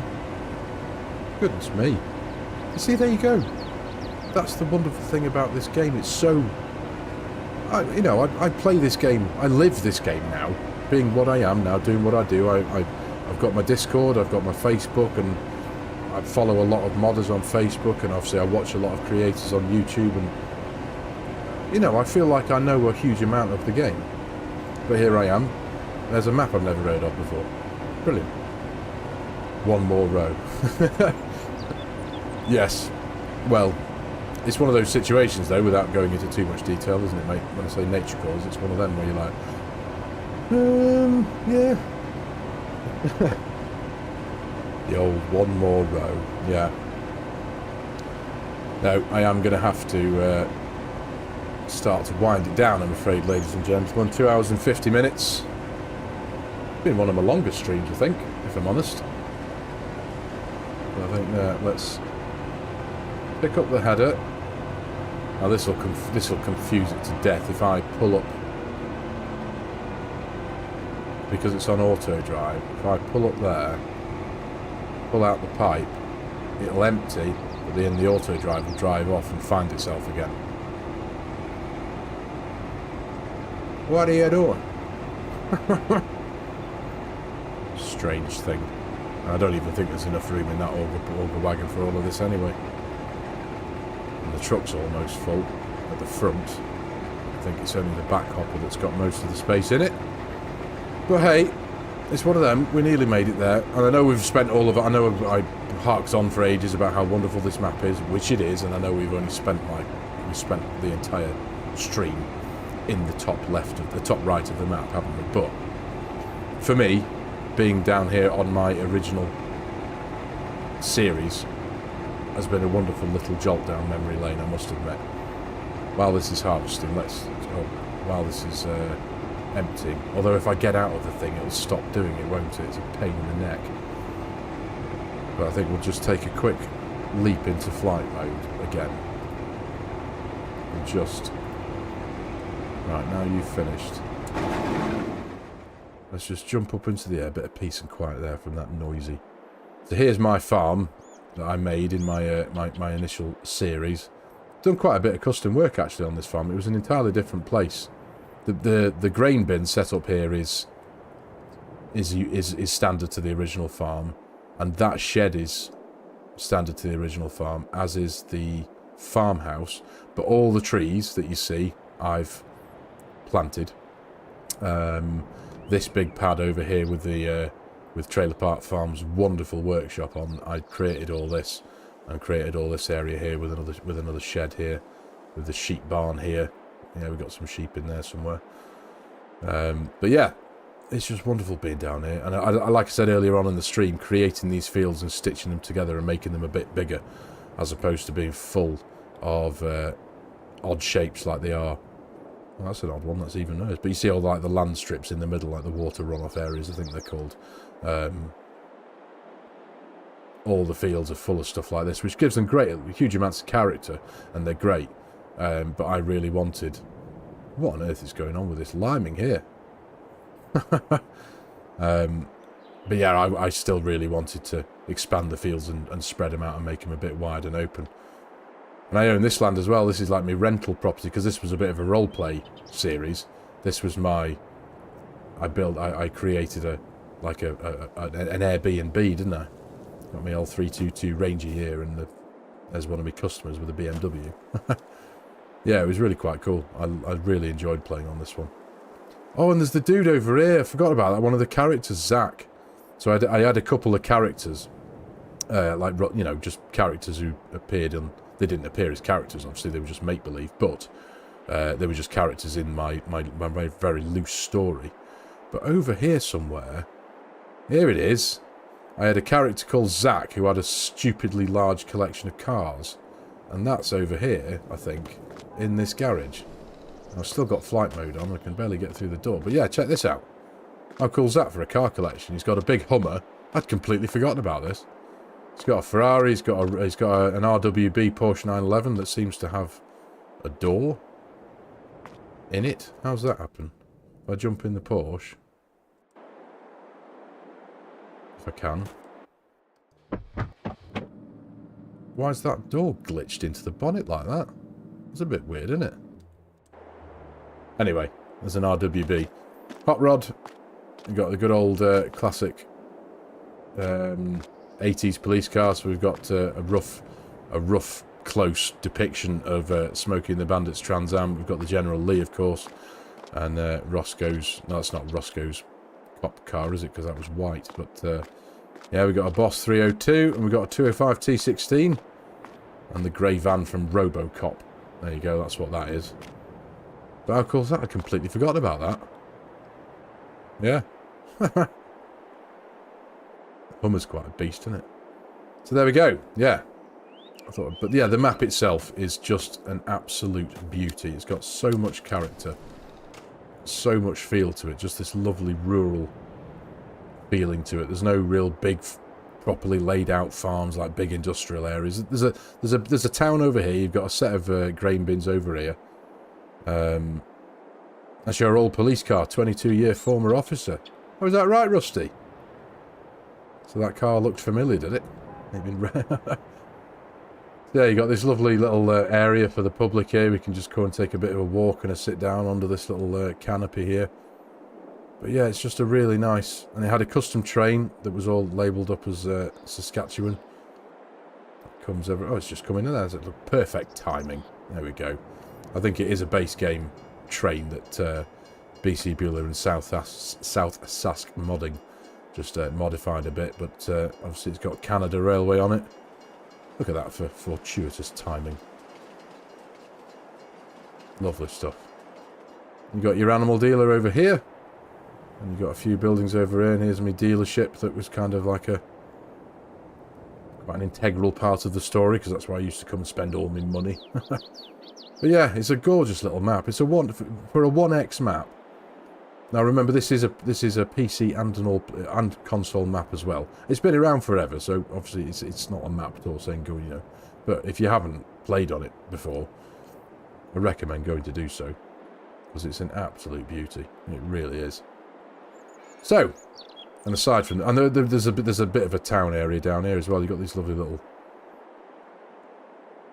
lanes that ride off into the trees there off the main road, and you come down here and there is another little bit of a town with a few roadworks, if I remember correctly. A couple more little areas. But yeah, it's an absolute beauty of a map. I was really excited for this release. Now, because this was announced many weeks before its actual release, that's where my motivation for doing this as my first location for my first ever series came from. So I had all these these rough ideas anyway before the map had come out. So I was yeah, well looking forward to it. Anyway, right, the map with the swathing add-on. That's right. Yes, it does. It looks bigger than a 1X. You're right, Eric. It does, but it's and again, I suppose that's just testament to map makers and creators and how they. Yeah, that's right, Rusty. How they can make some maps feel bigger than standard size. Yeah, you're absolutely right. It's how well they use their space. It's incredible. Because when you look at this and you think, wow, this feels massive, but then at the same time, it's exactly the same size as Calmsden, as Court Farms, as No Man's Land, whatever. It's incredible, isn't it? It's really, really skilled. It really is. So, let's turn that off and flight mode. There we go. Back down to earth with a bang. Right, so, ladies and gentlemen, let's turn off. Let's get rid of my heads-up display there, because I like getting rid of that at the end. I've had a wonderful time this evening. Thank you very much to all of you for joining me. Shameless promotion before we go. I've got my promo code there, FARMERSIM. If any of you are in in a position where you're looking to consider buying FARMERSIM 25, or you're still looking to get a few add-ons for FARMERSIM 22 if you haven't got the full set, and you fancy the idea of helping a content creator out and supporting the channel, promo code FARMERSIM. The link, there's a load of links in the video description for all the different bits for 22 and the couple of bits that I can provide a promo code for 25 for. Any support would be hugely appreciated. Like I said earlier on in the stream, I'm not too far off becoming a Bronze Giants partner, so be awesome. So thank you very much. But anyway, to all of you who've been with me this evening, thank you very much for your time. I really do appreciate your time, all your support, all your generosity to all of you who've jumped on board and thrown out a few FARMERSIM memberships. I really appreciate that. Thank you very much. As I said, at some point, I haven't got an exact finger on the time yet, but at some point in the next X amount of weeks, I'm hoping to have some form of a couple of community servers up there for my channel members to jump on board and start creating a bit of a game and a life on there, and hopefully at some point I'll be able to jump on there with you as well, and like I said, maybe you'll all be on an online stream one night with me here on YouTube, so that'd be great. So yeah, if you can as well, if it's no trouble, if you haven't already, give the video a like. It does the YouTube algorithm a wonder. So yeah, thank you very much indeed. So everyone, great to see you all. Thanks for your time. Enjoy the rest of your weekend, and I'll see you in my next video. So cheers, everyone. See you later.